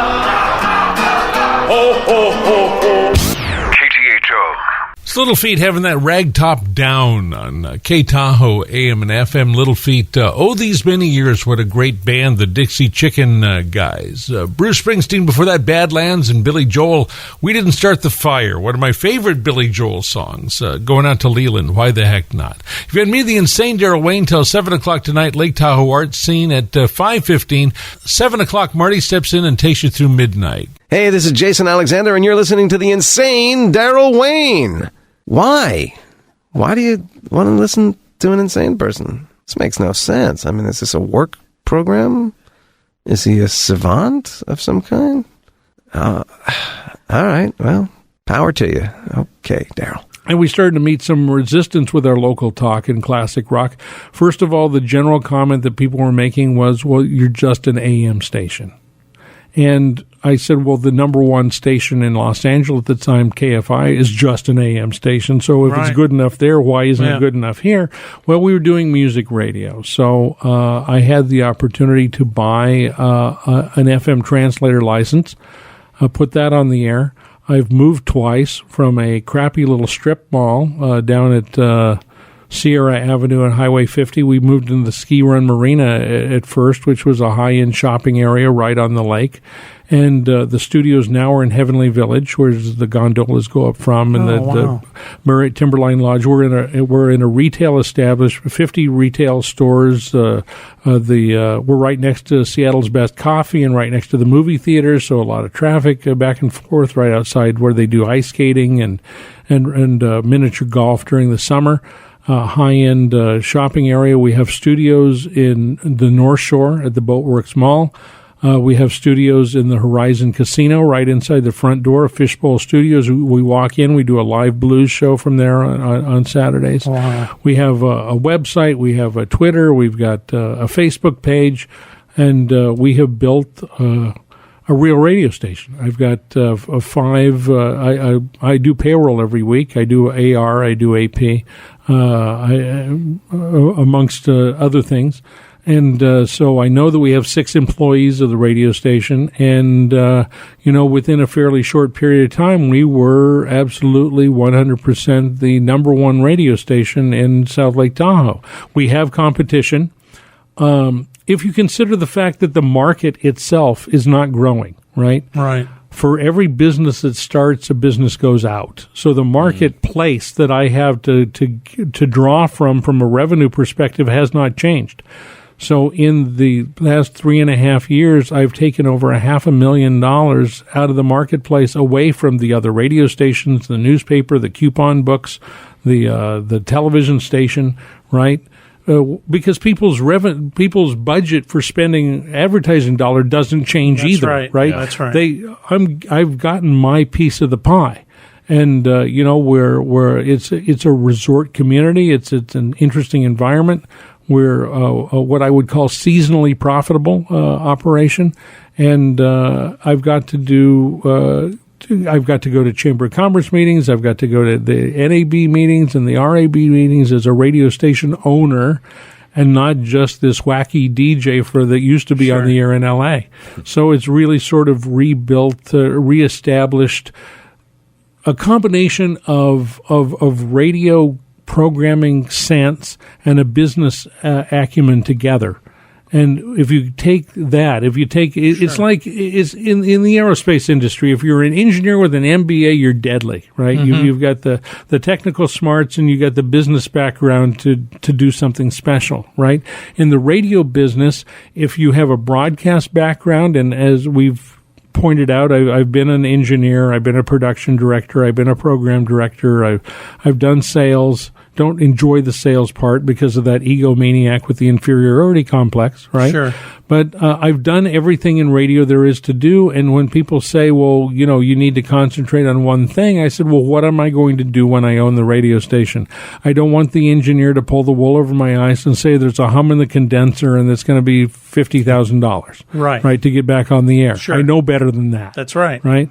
I am, if you look at our sales literature, I am the owner/program director, which is a little uncommon. Most people that own radio stations come up through the sales side of it. Very few come up through the programming end, and it's been a gift. It's I think that the radio station is a labor of love. It's a thing of beauty. And I'm certainly proud of our accomplishments to date, and we keep trying to move the ball forward, right? If you ask me, what we are working on is the next big deal, right? We're always working on the next big deal, whether it be new studios, whether it be moving the radio station twice in 3 years. Most people thought I was nuts. But afterward, they went, "Oh yeah, now that makes sense, right?" Right. Hiring people to be entertainers in a depressed marketplace maybe doesn't make a lot of sense. A lot of people would plug it in and let it go. Sure. But in order for us to sell what we have to sell, we have to have real product. And in order to create real product and compelling radio and compelling content, I think that what we're doing is the right thing to do. We're building revenue, but we're also building expenses at the same time and trying to keep the checks and balances alive. Sure. Are we on the edge on occasion? You betcha. Do I stay awake late at night? Of course. People say that the thing about owning a radio station is like owning a boat. The two most important days are the most exciting days are the day you buy it and the day you sell it. Right now, I don't have plans to sell it. It's your Wednesday night knucklehead. It's KDSK, AM and FM. It's K-Tahoe, AM and FM. We're on errorfm.com. That's ERRORFM.com. KDSK.com and KTHOradio.com. Let's see, that's 4 terrestrial radio stations, 3 websites, and growing each and every day in more ways than you can ever believe. You got me, the insane Darrell Wayne. Gary the Bomber Bombalicki. And Gary, why from don't you... Encino. Ingy snuck don't forget in. me. You can't see me for your monitor. Are you? Oh, she is over there. Matter of fact, yeah. Here I am. Okay, you need to, I was going to use the word Flaunt flash. it. Yeah, Flaunt flash. it. Go ahead, say it. Flaunt it. You need to wag something at me to let me know that you're there. The insane Darrell Wayne. Lake Tahoe, KTHO. How many stations are in Lake Tahoe? There are some Reno signals that get in a little bit, but really my competition is another AM/FM combo that's owned by Cherry Creek Broadcasting. They own 70 radio stations. Do they? You're probably the local one, though, right? We are the local station, and we do local programming. They put ads in the paper saying it's all about the music, and we say, not really. No, because we are truly doing local radio. We do live remotes. We did the first year we did play-by-play high school football, basketball. We show up at every Chamber of Commerce meeting. We are at every opening of every business, whether we're paid to be there or not. We are out there. In fact, I'm there probably 2 or 3 times a month for 2 or 3 days at a time. And the last time I was there, we did 4 or 5 remotes in the same weekend. I mean, we are everywhere because what we're trying to do is take an intangible, right? Radio is ether. It's out there and we're trying to make it as tangible for people as possible. That's why you have a studio that you can see and walk by. And people say K Tahoe, in their mind's eye, they paint a picture of the studio. We're constantly out there doing live broadcasts with our mic flags and our banners, and right. We want to let people really know that we're there. We don't want to say we're not the Also Ran. We're not just the other radio station, right? And it used to be when people say, well, what do you do? I said, well, I own the radio station. They said, oh, KRLT. I used to have to say, no, it's the other guys, right? And now it's, which station? Is it K Tahoe or KRLT, right? We've taken the 3.5 years and we've reestablished ourselves as a force to be reckoned with. And and Shadow Stevens is doing all of our imaging and all of our IDs. Ladies and gentlemen, you're listening to the insane Darrell Wayne. K Tahoe. Damien is doing a radio show coming up for us. I've gone back. Ian Whitcomb does a radio show on Saturday mornings. I've gone back to family and friends and the people. I want to try to spread the wealth and share with as many of the people that were helpful to me in the process as I possibly can. I'm not the guy that led the rats down the road, but I want to be, and I'm not Robin Hood either, right? Sure. I'm not stealing from the rich and giving to the poor. Right. I'm just trying to not be an asshole, right? Because there's a lot of people in radio that turn into that, where they get to the point, ooh, you're an owner. Well, no, I'm not. I'm just a normal, regular radio guy that had a little fortune in my life and has taken every dime that I have and put it into a dream and trying to get something out the other side that makes sense. Well, see what happens when you come up from the programming side, though. Because that would never happen if sales now, everything is bottom line. And here you are doing local radio successfully. Yes. Yeah. Oh, absolutely. Exactly what we were talking about last week. And, we're trying to draw attention to it as much as we can. I mean, about 3 or 4 months ago, I had contracted with a PR firm. I'm involved with a couple of other projects. My wife refers to my 6 jobs. Well, they're not always the same 6 jobs, but they're always 6 jobs. Right. And I got involved with a late night health radio project and hired the PR firm and to help promote the radio station. And 2 questions that the people doing the interviews constantly ask, well, what's next? Well, I'm not done with what I have right now. But, if I had to answer the question, what's next is expand the footprint of the radio station in any way and shape, form that I can. Get into Reno, Sacramento, San Francisco, San Jose, anything that starts with an S. Yeah. And then, the other thing is our format, our classic rock format is unique in the fact that we're not beating the same songs over and over and over into the ground. Our playlist consists of 4,500 songs. And you can't just play those same songs over and over and over and get to 4,500. So you need to play 25 Neil Young songs. You need to play 80 Beatles tunes. But what you need to do is expand the definition of classic rock. And we've done that, right? Yeah. We're playing the roots of rock and roll. We're playing Chuck Berry. We're playing Ray Charles. We're playing the Yardbirds. We're playing the Zombies. We're playing Sam the Sham and the Pharaohs. We're playing some of the earlier things. But we're, I'll play a good Ricky Nelson every once in a while. Sure. But we're also playing the supergroups, Beatles, Stones, Doors, Zapp. We're also playing music of the 70s, 80s, and 90s, and that's where the K-Rock influence comes in. Yeah. We're playing Talking Heads. We're playing Devo. We're playing the Ramones. We're playing The Clash. We're playing Tears for Fears. We're playing Level 42. We're playing, but we're also playing new music by classic rock artists. I'll tell you, Joe Walsh put out a new CD this year. Not too many people know about that. Nope. Ringo Starr put out a new CD. Not too many people know about that. Where Neil Young puts out a CD at least twice a year, right? So we're playing that. We're giving a voice to artists that normally would not get any kind of radio exposure because the classic rock stations will not play artists that are new, are new music by classic rock artists.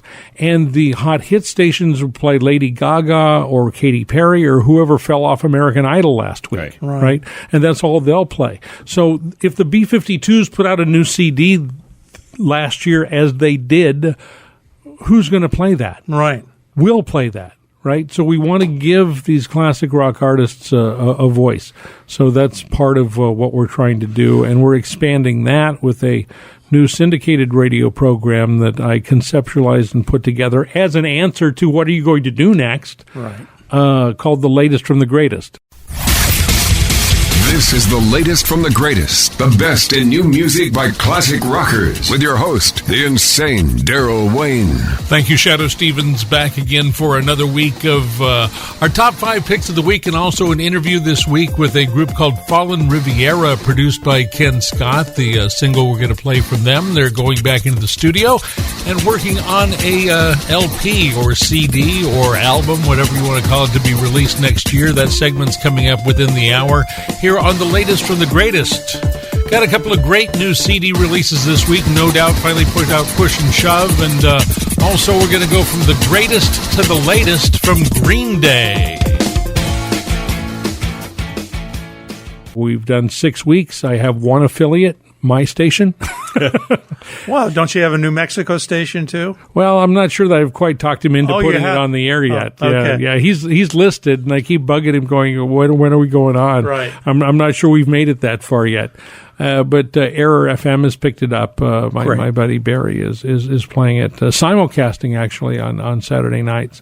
But, I really haven't started to beat down the door. I'm working my craft, and I'm making sure that it makes sense. And I'm struggling with the balance between classic rock and new wave and whether they belong together or whether I'm actually creating Siamese twins that need to be surgically separated at some point, as far as the programming is concerned. So, we're working it. And we'll be taking it to the world sometime soon, and we'll see if the world's accepting. And if it's not, we'll have to either chuck it or make some sort of an adjustment. Right. I can't just tell them no, right? Like I did to Pat Welsh so many years ago. Yeah. Well, we have talked for almost 2 hours now, and we've taken. So wake up the audience. No, we have taken a journey that is pretty incredible. I don't know how you're going to cut this down into the 10-minute. I don't know that. I don't know that we're going to do that. But the journey's been pretty incredible for you, Darrell. Thank you. And I think that it's an inspiration to anybody that hears this story from start to finish because of the bumps in the road and the things that went on in those middle periods. And now you're back at it stronger than ever. It sounds like. Well, I'm not one that likes to sleep in. Actually, I do like to sleep in, but I force myself to get up in the morning and do this every day. And it's not a force, as I had mentioned, I'm voice tracking the New Mexico station every day. I do the midday shift there. I do afternoons in Lake Tahoe. I pick all the music, so I'm constantly listening to new CDs of what to add and what to adjust. Right. But I'm also doing all the finances of the radio station. Sure. Yeah, my house is not a normal-looking house. It's a radio house. Yeah. Where you walk into the living room and you see a voice tracking studio, That's and, right. and you see a bunch of CDs stacked up, and that sort of overflows into another studio that I have at the Ventura Harbor, where I do the Knucklehead show. I've been doing that for 12 years. Again, that's a labor of love. There's no money from that. I mean, that's doing a radio show for 3 hours every week, playing whatever I want and saying whatever I want, which is the throwback to what I told Pat Welsh that I refused to do, which That's was right. slip into any kind of a frame as far as radio is concerned. I mean, we don't go too far off bounds. We know what we're talking about. We know what we're doing. What I think is compelling radio. But I get to do it. Because I've set the parameters and I've built my own playpen over there in order to perform it. This is Little Steven, and you are listening to the insane Darrell Wayne.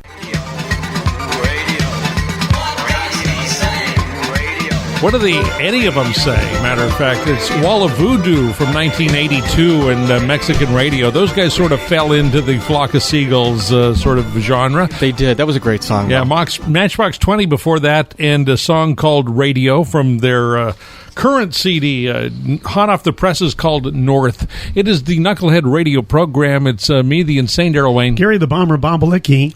Ingy from Encino. And we're in KDSK AM and FM. We're on K Tahoe AM and FM, and we have Pete George with us in the studio. Pete, now what you've done, maybe not recently, but over the years, is you've combined the musical talent with the comedy, right? I have, correct. Yes, I have. And you're going to display some of that tonight. I will. We're going to beat it out of you, if nothing else. I don't have an accordion, but I have a comb and a piece of paper. Yeah, we're going to come make that. Well, you were playing your teeth earlier. You were doing popcorn on your teeth. You heard that? Yeah, I thought nobody noticed. Cool. No, I noticed. Yeah. Why don't you share a little with the audience? That was pretty cool. So this is a guitar pick? This is not the way they actually did it in the song, I don't think.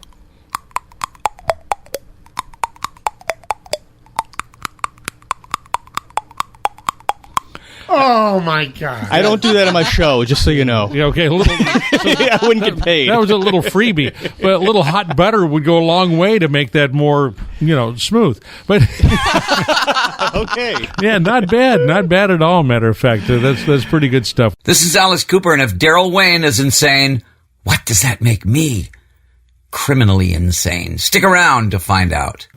Well, Darrell, I want to thank you so much for joining us on LA Radio Sessions. It's been, for me, it's been an inspirational journey, taking the journey with you over your career. I've learned some things. I thought I knew you, but I've learned some things today that I didn't know before, and it's been a real pleasure having you share this journey with us all. Well, Richard and Mike, I really appreciate the time. Obviously, I mean, there's you talk about the pinnacle of someone's career, and right, it used to be the pinnacle of my career was K-Rock. I mean, just because there are some kind souls that still remember and still hold that time in high regard.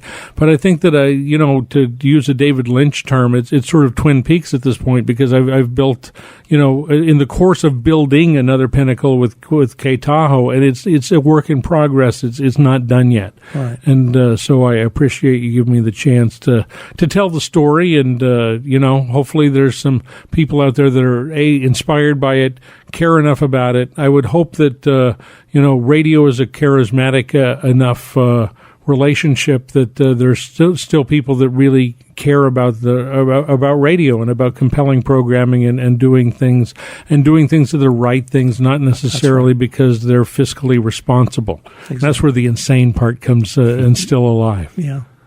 Thanks again, Darrell. My pleasure.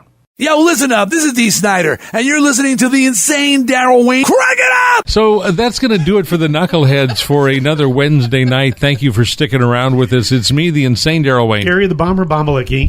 Ingy from Encino, and thanks so much. We've enjoyed you tremendously this evening. Thanks, guys. Appreciate it. Thank you, Pete George, for being an official indoctrinated Knucklehead on a Wednesday night. The Knuckleheads will be back next week. Hello, this is Weird Al Yankovic, and you're listening to the insane Darrell Wayne, aren't you?